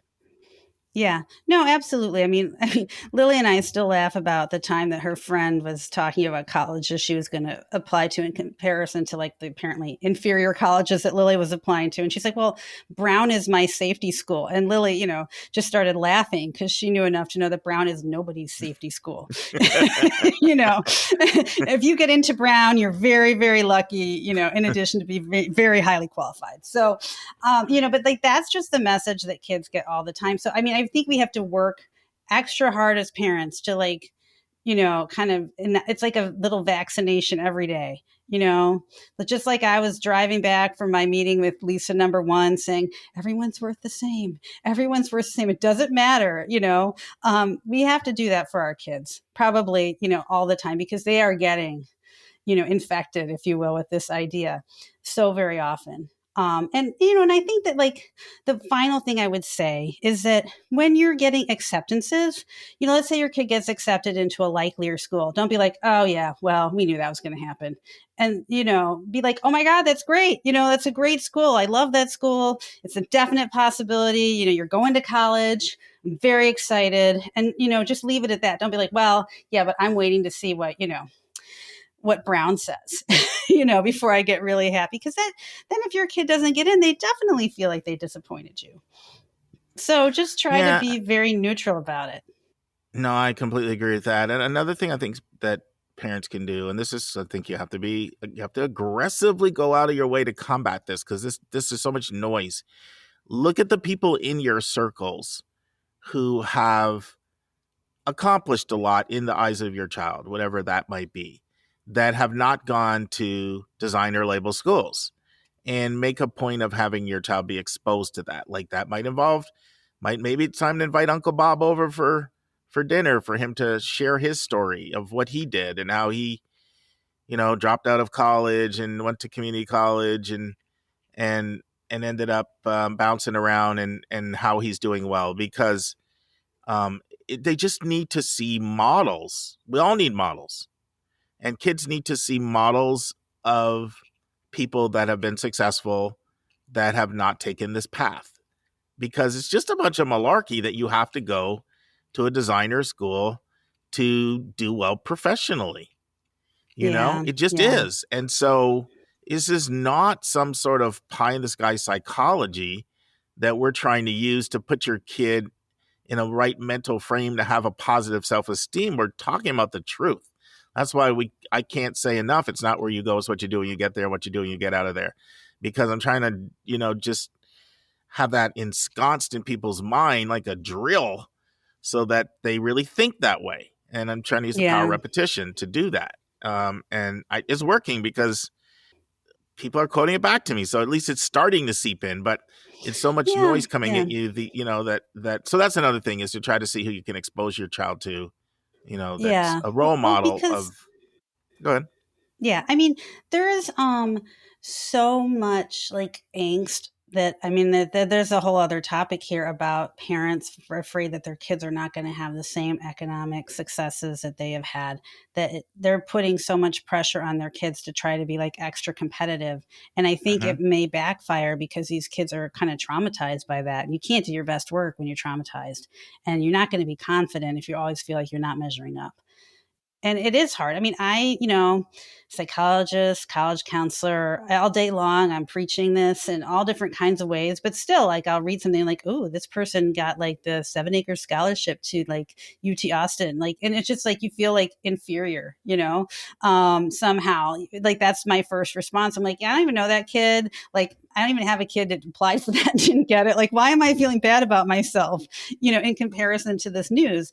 Because we just only those kids are the ones who are like valorized, right? Right. We don't hear about the kid who like goes to the local regional public and then like gets a great job, and because they haven't gotten famous yet, or most of us don't get famous, so our selection bias is really off. And so I don't know your kid, but I'm sure they're great. And they're probably great in a lot of different ways. And they also probably have things that they need to work on because they're human beings. And I think that as parents, we just try to have to accept that, and just sort of have confidence that somehow that's all going to work out. Another thing I want us to come back and discuss more at another time, Lisa, is what are all the things that people can be focusing on, they're not focusing on, that are correlated to career success? Because by having this obsession here means you're taking your attention off of other things that are oftentimes highly correlated with Right. And success. I So think you can be that's missing a an great point. opportunity. Yeah. Right. If you're busy all the time and you don't ever get bored, you don't have any chance to be like creative and try something different. Like, well, what happens if I put this there? I mean, you never do that. So you're kind of accidentally like closing off some possibilities right there, just even with the schedule. But like emphasizing more character-based things, I Mm-hmm, think, mm-hmm. like, were you kind to people? How did you communicate with that person? Did you try your best? Are you supportive of the kids around you? Those are the things that are ultimately going to make a person, I think, be able to make their way in the world. Well, let's come back to that, and because there's a lot I want to share on that. I know that was the last 8 chapters in my book that I wrote, but I have some very strong views on certain character traits that are really correlated with success in the job world, and that people are missing an opportunity to cultivate because there's such a chase toward brand name you. And here's this other area over here that could be cultivated with some development that will play a big role in whether or not you do well in career and in life. So we need to have some content for the future. So I'm going to hold off Yeah, and we share that definitely now. somehow, the great thing about you, Mark, is I never worry about you having content for the future. Linda called me a content machine the other day. You're a That's right. You are content a machine. content machine. You literally are. And now this week's interview with a special guest.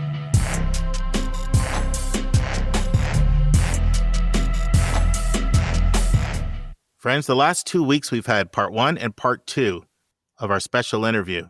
This will be part 3, which will be the final part of our interview. Listen and enjoy. Did we not ask you about any majors that you think are particularly strong or notable at TCU? Well, I am fond of saying that if we offer it, we're really good at it. And so I could probably list 100 other things that we do really well. I don't, if a faculty member hears this, they might say, "Hey, why didn't you talk about our program?" I think we're really, I do think we're really sound um, in engineering. We offer programs in electrical and mechanical, and it's by design pretty small because we want our students to have that hands-on experience. So I think we're great there. We have a fantastic speech language pathology program.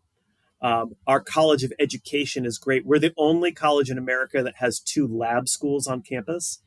They're called Kinder Frogs and Starpoint School. So our students in the College of Education who intend to go into teaching or administration, or we have a really cool program called Youth Advocacy in our College of Education, which is sort of working in the education field, but not necessarily in the classroom or in a school setting. I think those programs are all really, really good. And again, having those lab schools here, the student can get the experience they need without having to ever leave campus. So those are just a handful. Well, I'm glad we got you to talk on this. This is actually one of the hardest questions to get an answer on because, your mind went there. People are like, I'm not getting in trouble with the faculty and neglecting their department. So we appreciate your transparency. And we obviously know that there are other great programs that we didn't have time to address, but thanks for that. Let's talk a little bit about admission. So we know, academic rigor, grades, grade trends are important, the transcript, but let's talk about a few other things and get a sense from you, the role that they play, in the admission process. So do you admit by college? Do you admit by major? Are there certain programs that are harder to get into than others? It comes from one of our co-hosts. Admission to TCU is for the most part done without consideration of academic program. However, there are some that are so popular we do have to look at it. So about 5 years ago, we added a supplement for students who were interested in nursing, because we had so many qualified students and we have to keep the size of the program small because of the clinical rotation experience that I noted earlier. We are limited by those spaces available to us by our external partners. And once we exceed the capacity, we lose integrity on the program. So it is harder to get into nursing at TCU. There's no question about it. I would say, whereas in most years, the admit rate to the university as a whole is somewhere between 40 and 50%, for nursing, it's typically sub 20%. So there is a real difference there. In the last couple of years, I think business is something that we've paid more attention to as we're reviewing, just to make sure that because of the popularity of the program, that there's alignment between the qualities that the student is bringing to us and what is going to be expected of them in the program. The difference between business and nursing is we have a lot more space for business students. So we have a lot more applicants, but we don't see quite the discrepancy in admit rate business versus the overall that we do with nursing. I think to a lesser extent, students who are interested in those pre-health programs, biology, chemistry, neuroscience, biochemistry programs like that, we're going to have a special eye on it. But for the most part, you're applying to TCU. And that's because we also know that 17-year-olds have a habit of changing their minds. And even once they get to campus and become 18, 19, and 20-year-olds, they have a habit of changing their minds. So we do have to have some consistency in numbers from year to year for staffing purposes. We need to, we don't want to have to rehire a whole new faculty every year. So we can't have these huge pendulum swings of enrollment in one program from year to year. But again, it's pretty much we're looking at a student and their admissibility to the university. Very helpful. Going to ask you about a couple other factors and how they influence admissions decisions. Kind of do it in pairs, sort of like we did with those stronger programs. Essays and recommendations. What can you say about how they influence who's admitted? Well, I guess I'd start by saying with any of these factors, it's going to depend, because as a school that employs a holistic approach, which I'm sure your audience is familiar with that term by now, we look at everything. And for one student, an essay might stand out. For another student, their curriculum might stand out. For another student, their co-curriculars might stand out. And so it's hard to give an answer like it is X% of Sure. the formula. When we do presentations for our visitors, we have a slide that shows a pie graph, a pie chart, and with each sort of slice of the pie representing a different element of holistic admission. And it's not meant to be precise. It is, on the other hand, meant to demonstrate that the biggest piece of the puzzle is the academic preparation, which I'm sure you're going to ask about. So let's see. You asked about essays and what was the other one? Recommendations? Is that right? Yeah, and I just assumed that Yep. Our audience knows like the transcript is the most important thing. Sure. So that's going to be, your courses, your grade trends, and your rigor. Exactly. Right. All of that. We know you're test optional. We've talked about that a lot. So it's kind of skipping over the testing and looking at other factors that influence who gets in and who doesn't. Yeah. Maybe you should just walk us through your pie chart, and then we can maybe just have a follow-up question. That might be an easier way to do it. Well, so the pie chart, again, the biggest chunk would be that academic piece. And when we say academic, we're talking about all of the things that you mentioned. For us, testing is a subset of the academics, for the very reason that we're test optional. So it's not like we're taking away something that is going to be there for other people, but rather it's just it's a portion of academic preparation, and absent a test score, it's going to amplify the importance of the transcript and curriculum rigor. And I'm glad you said that, because testing is not just SAT, ACT, but also possibly IB scores or AP scores as well, right? So that's right. All of that. Yeah. And then the other factors probably all are, close to equal. So essays are important because they show us how a student writes. And as I mentioned earlier, you're going to have to write no matter what your major is in college. And so we want to know that a student can put together sentences that, using appropriate grammar and punctuation, that can represent a cogent idea. And then the other reason it's important is because it helps us get to know the student in their own words. And so students are always, and parents, wondering, okay, what's the elixir, right? What's the key ingredient that's going to help me get in? What's the right essay topic I'm supposed to be writing on? And this, there is no right answer. We want students to write on whatever it is they think is important. And I'm really clear about not telling students what they shouldn't write on. You have so many people in the ears of families saying, well, you shouldn't write about summer camp because everybody writes about summer camp. Or you shouldn't write about, scoring the winning goal because everybody writes about scoring the winning goal.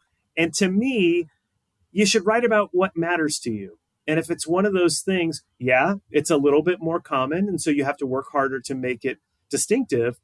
But if that's a part of your identity and that speaks to who you are and you want us to know who you are, it would be a little bit disingenuous for us to say, hey, tell us something that is meaningful to you, but don't tell us that thing that's really meaningful to you. So I want to see students where they are. There's a finite number of topics that a 17-year-old is going to write on. Let's be honest about it, right? Most people haven't cured cancer by this point. So I think it's okay for students to just write about what's going on in high school. There's nothing wrong about that. So I'm really clear with students about that. Do it and do it in a way that's going to tie to your strengths. If you're funny, then try to be funny. If you're not funny, don't try to be funny. And then the other thing is, and this is not my line, I stole it.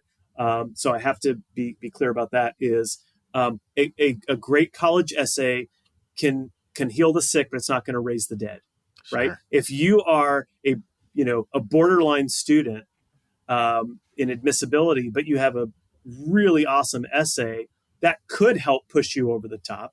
But if you're not admissible, writing the world's greatest college essay is not going to do it. Yeah, I've been. I borrow a line from Will, who used to be in the Pomona office, that he likes to use, which is 80% of essays don't move the needle at all. Yeah. And then 10% on either way, take a kid who was not way out of profile, but who was under consideration, and they either bump them out or bump them in. Yeah. And And I've been asking other schools, and some schools tell me, oh, I'd say 5%. So it varies from every school, but I think it's another way of saying the same thing you said. And I'm glad you said what you said about essays. My oldest daughter, she wrote on her overseas trip, which is one of those things you're not supposed to do. But she had taken 5 trips to Honduras by age 18 and 2 to Kenya. So it was such a part of her identity that she broke that rule.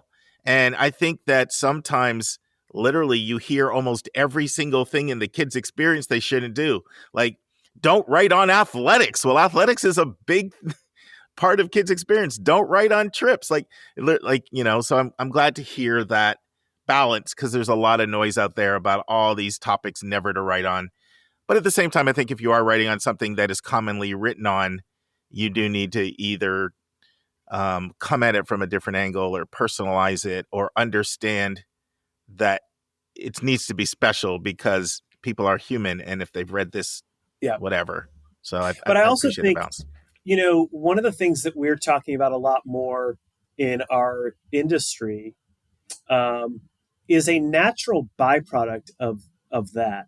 And that is that students feel like, and perhaps we either intentionally or unintentionally push them in this direction, that they need to write an essay that trades on their pain.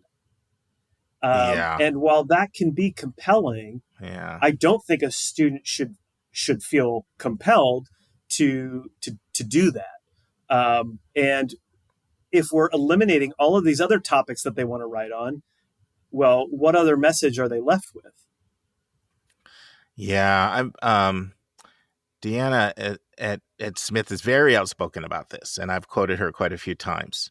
Like, who told people that your whole essay should be about all the obstacles in your life? And somebody put that message out there, and kids tend to feel that way a little bit. Like, sometimes they'll say, I'm at a disadvantage, I wasn't homeless, and the colleges want to know that.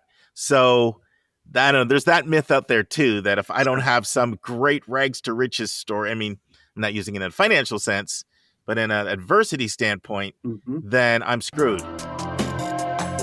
Let's take a break to learn about Mark's recommended resource for the week.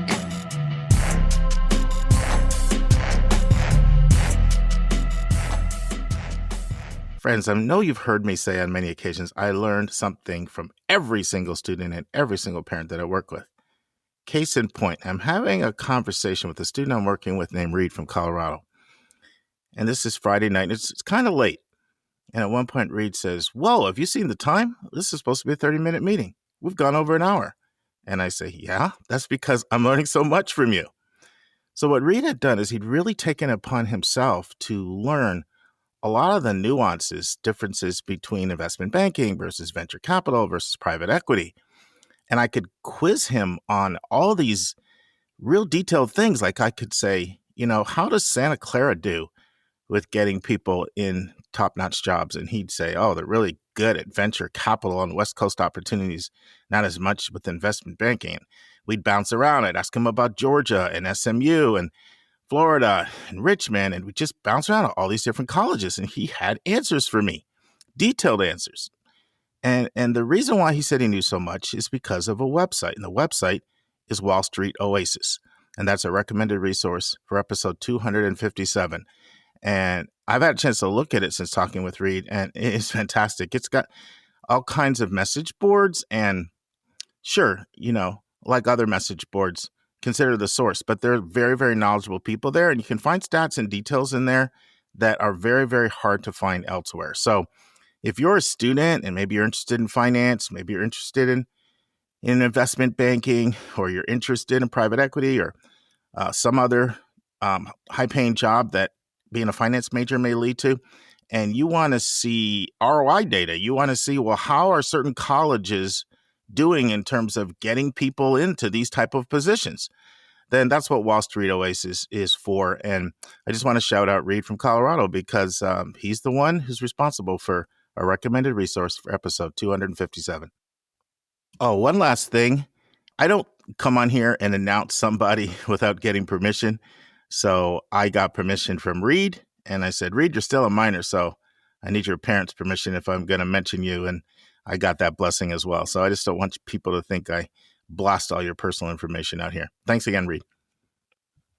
Julia, do you have any questions you want to ask about the admission process? I feel like we should touch it a little bit more before we wind down.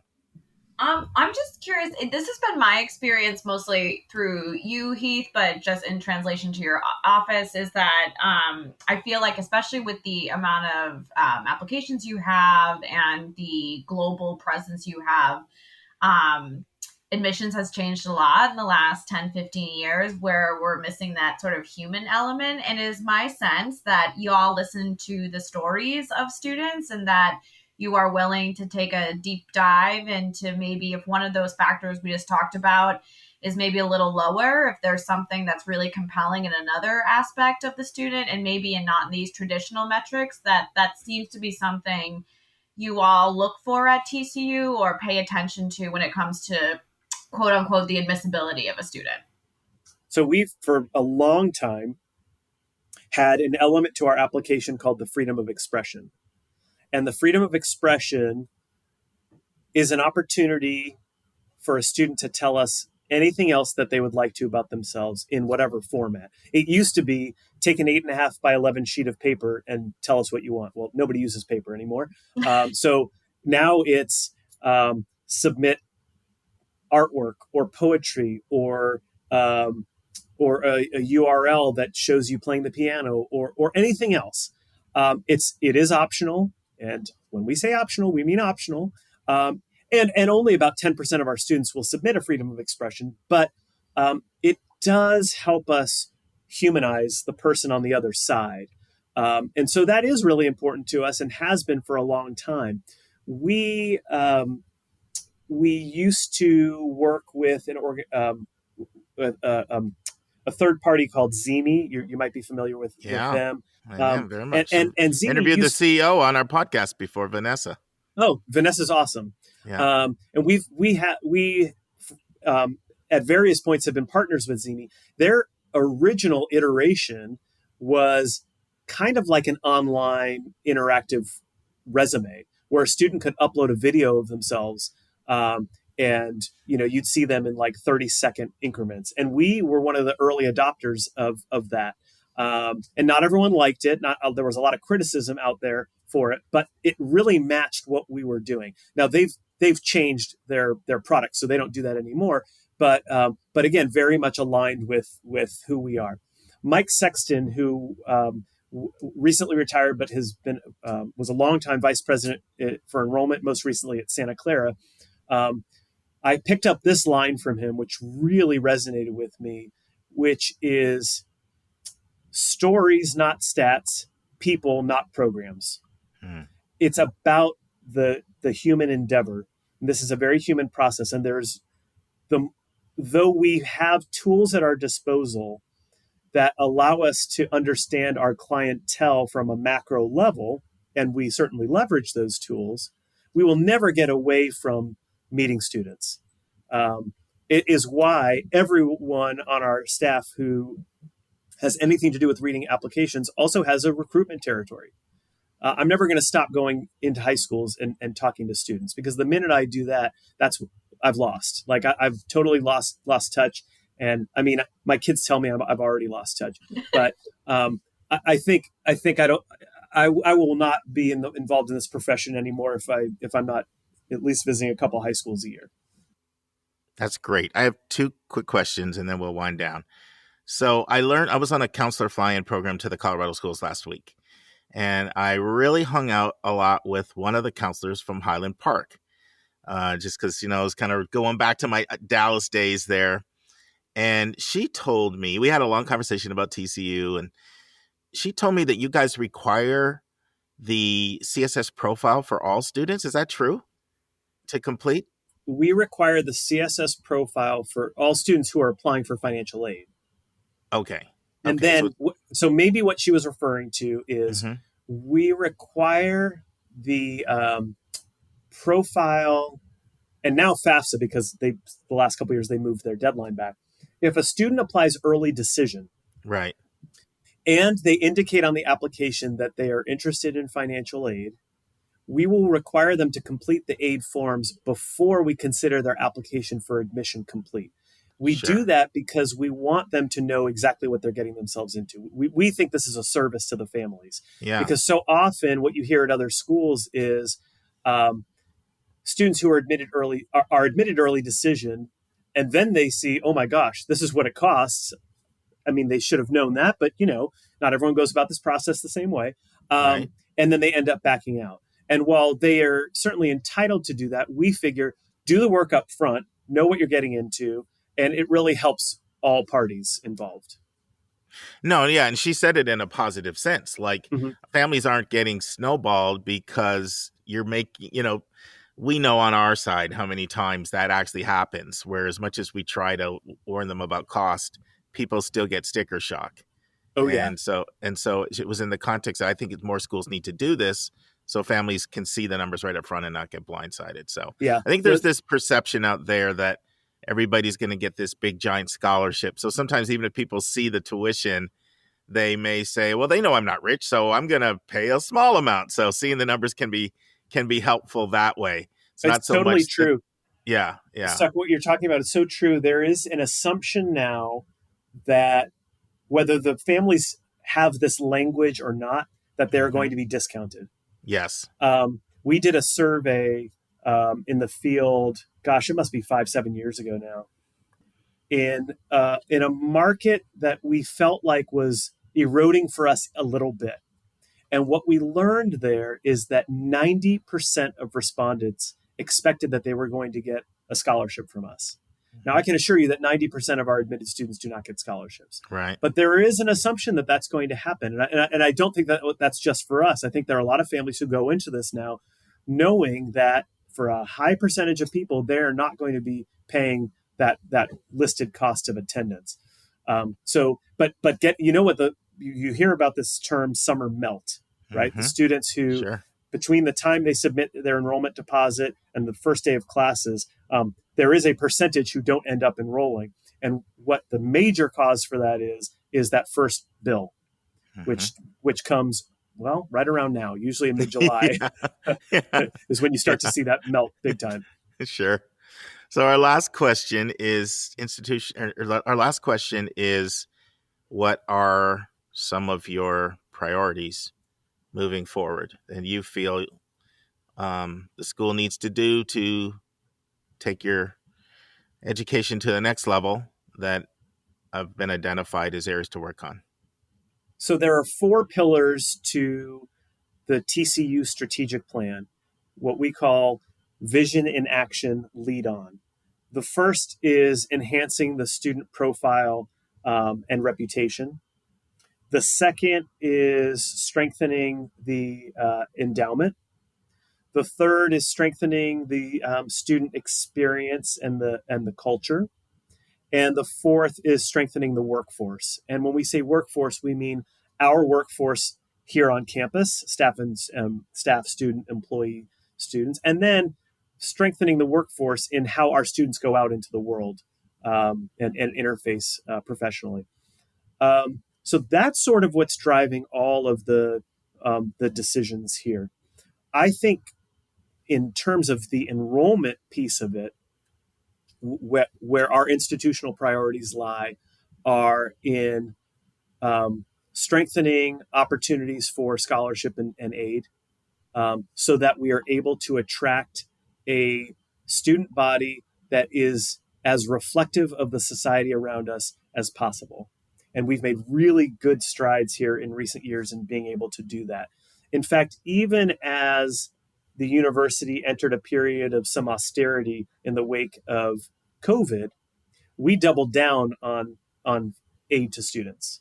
We took all the savings, basically everything that was being cut across the university, and we pumped that into student financial aid.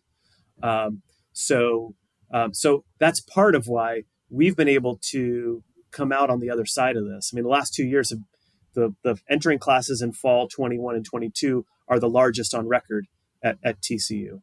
And in terms of the quality of the student, not just raw number, it's truly outstanding what we're able to see here these last couple of years. This is awesome. Well, no first-time guest gets away without going on our hot seat. It's a tradition. We call it the lightning round. You ready? All right. Okay, so I don't even know what we're talking about, right? Yeah, this is intentional. Okay, the intensity has just ratcheted up. I got it. Some people say this is the hardest part. So the first question is, what's one thing on your bucket list? Okay, so I'm glad you asked that question. I just returned the other day from a trip I took with my college roommate. We saw 6 baseball stadiums in 6 major league parks in 6 days, 6 parks, 6 different teams, actually 12 different teams. I'm now up to 26 major league parks that I've seen games at, 4 of which are no longer in use. So I have You're a 8. fan. Yeah, I am. So to knock this off my bucket list, I have 8 more stadiums I need to go to. Good stuff. Which I'll do in the next 2-3 years. Yeah. Yeah, that's awesome. What's the worst ticket you ever got for driving or traffic or moving or anything? You're a straight arrow. Nothing's coming to mind. No, I'm not a straight arrow. I have to go through all the tickets I've gotten. The worst one, it's not in a vehicle. I got a jaywalking ticket once in Huntington Beach, which was a real bummer. They're serious. They're serious out in SoCal. I hope it was only $10. It was a long time ago, so it probably was not very expensive. Yeah. Who's somebody famous that you would have dinner with if you could pick anyone and they would say yes? Ooh, that is a really good question. I would love to have, let's see, living or dead. Does it matter? I'm gonna let you pick your choice. Okay. I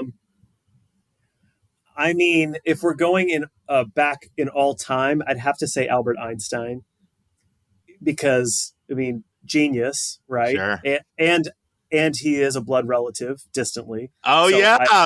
So I'd have to choose him. Present day. So I have to stop you there. Is there some serious scenario? You have the same last name, so people are going to wonder, are you serious or is that a joke? No. So he's my 5th cousin, twice removed. How cool is that? Yeah, it's pretty cool. But I mean, if you do the math on that, we share very little DNA. I don't know. Do you get that question a lot? Yeah, for the last 46 years. Yeah. Probably more in Texas. That's my cuz. Yeah, that's my cousin Al. So that's who I'll go with. All right. And the last question is your best advice for 3 groups of people: students, parents, college counselors. My best advice to students is, as you consider where you will go to college, imagine yourself as a rubber band. And you want to go somewhere that is going to stretch you, perhaps to places that you didn't expect to be stretched, but not to the point where you break. Ooh. My advice to parents is that you have only one job in this process, and that is to love your child. And at the end of the day, if your feelings toward your child have anything to do with the bumper sticker that's going on in the car, then you may cause irreparable harm to that relationship. So just remember to love your children and to tell them that you love them. And to counselors, my advice is have enough wine for the whole year, because you're probably gonna need it.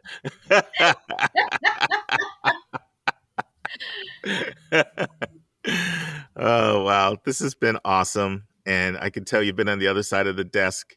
It's great advice. We really appreciate your time, your generosity with your time. Leave us with TCU's website and what another source for people. Some people like their YouTube page, some like their Instagram, some like their blog. Like, direct our listeners who are really intrigued by TCU. The website's great, but give me another source. Okay. So the admissions website here is just admissions.tcu.edu. We've got a lot of great information. I think the main page, the tcu.edu, is really good information about the university. But if you want to understand the admission process, go there. From there, you can link to YouTube. And we put a lot of content out there that I think is really valuable. And we try to have stuff that's from our students and is not just from us. So you could find that on TikTok as well. And, all the sites that kids are on, that as soon as I start talking about it, the students are going to go somewhere else. But so I think that there's really good stuff there. But I'll tell you something, it's not TCU related, a website that I think is fantastic for anybody who is interested in this stuff. And my guess is caretakers are more likely to check this out than students. But Higher Ed Data Stories is a terrific blog that's produced by John Bockenstedt, who is the head of enrollment at Oregon State University. I forget his exact title. He's like vice provost or associate provost for enrollment or something like that.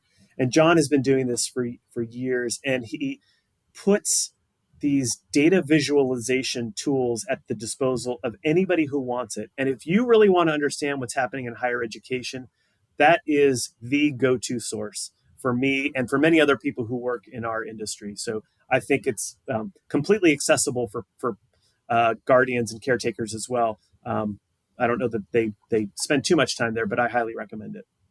So, you're not going to believe this. It's almost like a promo to the nth degree. So he's the next interview after you. Stop. Are you serious? No, he is. And we're talking You're gonna have to tell him that I said I am. And we're talking about his higher ed data stories as one of the main two things, as well as he's got a lot of strong feelings on graduation rates being more input than output data. And I want to sort of hear him make his case for that. So those are the two things we're talking about with John. So now we're going to have a great listenership. So thanks, Heath. That you could not have had a better segue, right? No, absolutely. And thank you too, Julia. I appreciate you as always. And I know we ran a little long, but we really appreciate the generosity of your time today. It was a lot of fun. Thank you so much for having me. Great to see you both. Our pleasure. Friends, hopefully you got to hear the first part of Vince Garcia's outstanding interview with Matthew Ward, the VP of Enrollment and Strategic Initiatives at Cal Lutheran University. Well, in part two, the final part of Vince's interview with Matt starts out by talking about the outstanding 4 to Finish program that CLU offers all of its students. Then Matt talks about diversity at CLU and how it's changed over the last 15 years. Matt talks about the challenges that Cal Lutheran faced when it had to respond to multiple crises on the campus at the same time and what they learned from that experience. Matt talks about the professional sports teams that use CLU for their training and the internships that this opens up for students.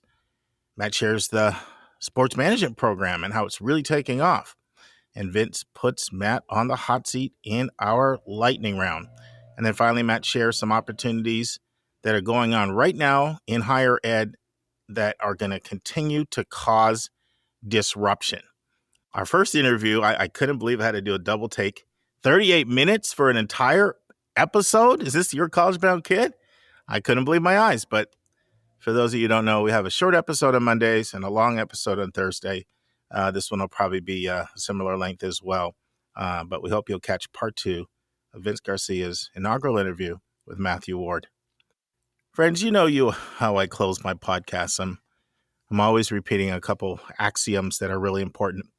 Well, I want to share 2 stories that happened to me this week. They both involved medical doctors. One, a doctor of internal medicine, a graduate of MIT, and I was having a conversation with him, and he was like, Mark, I'm in my 50s. And he said, I can count 3 times in my entire career when somebody has ever asked me where I went to college. And he said, and I'm not just talking about my undergrad. I'm talking about my undergrad, where I went to med school, where I did my residency. It's happened 3 times in my entire career. A few days later, I was having a conversation with a cardiologist. This cardiologist went to Harvard for undergrad. I was asking her how much it helped her or didn't help her in her career. And she said, I think it probably helped me get into my flagship state school for med school. I'm sure it didn't hurt. She said it probably helped. She said, but beyond that, she said, it's just a non-factor. She said, I work with a bunch of other cardiologists. She said, I don't know where any of them went to school. It's just not what we talk about. It's not how people think. And then she says to me, but what matters is what you do with the opportunities that you have. And I had to chuckle because she's not a podcast listener, but she was preaching back my message to me that I always share with you, that it's not where you go, but it's what you do when you get there and when you get out of there. See you next week, everybody. And that's our show. A big thank you to you, our listeners, for tuning in this week. If you find this podcast helpful, please follow us and you'll get every single episode as soon as it is released. If you're interested, there are a few ways you can really support our podcast. You can click the share button and send it to your friends and acquaintances. You can help us pay our staff and our expenses by donating on our website. You can write a review for us on Apple or Spotify. I'm the producer of the podcast, but we have a fantastic team of 14. Shout out to our co-host, Dr. Lisa Ruff, Dr. David Williams, Susan Tree, Vince Garcia, and Julia Esquivel. And to our substitute co-host, Sylvia Borgo. Our sensational sound engineer is Nemanja Motvich. Our amazing music is from Victor Allen Weeks. Marketing designs are from Kimberly Blacks. Lily Parikh manages our Instagram. Our image editor is Talha Khan. Joyce Ducker does our website episode updates. And our webmaster is Stylianos Dimitriou. If you want to have a coaching session with Lisa or me, just text me at 404-664-4340. If you have a question you want us to answer, or if you have a recommended resource or article you think we should discuss, just send it to questions@yourcollegeboundkid.com. By the way, check out our website, where you'll find lots of content that is not on any podcast app. Our website is yourcollegeboundkid.com. If you want to learn about other hot admissions topics, follow us on Twitter at YCBK Podcast. We think of you as our listening family, and we look forward to meeting again with you every single Thursday.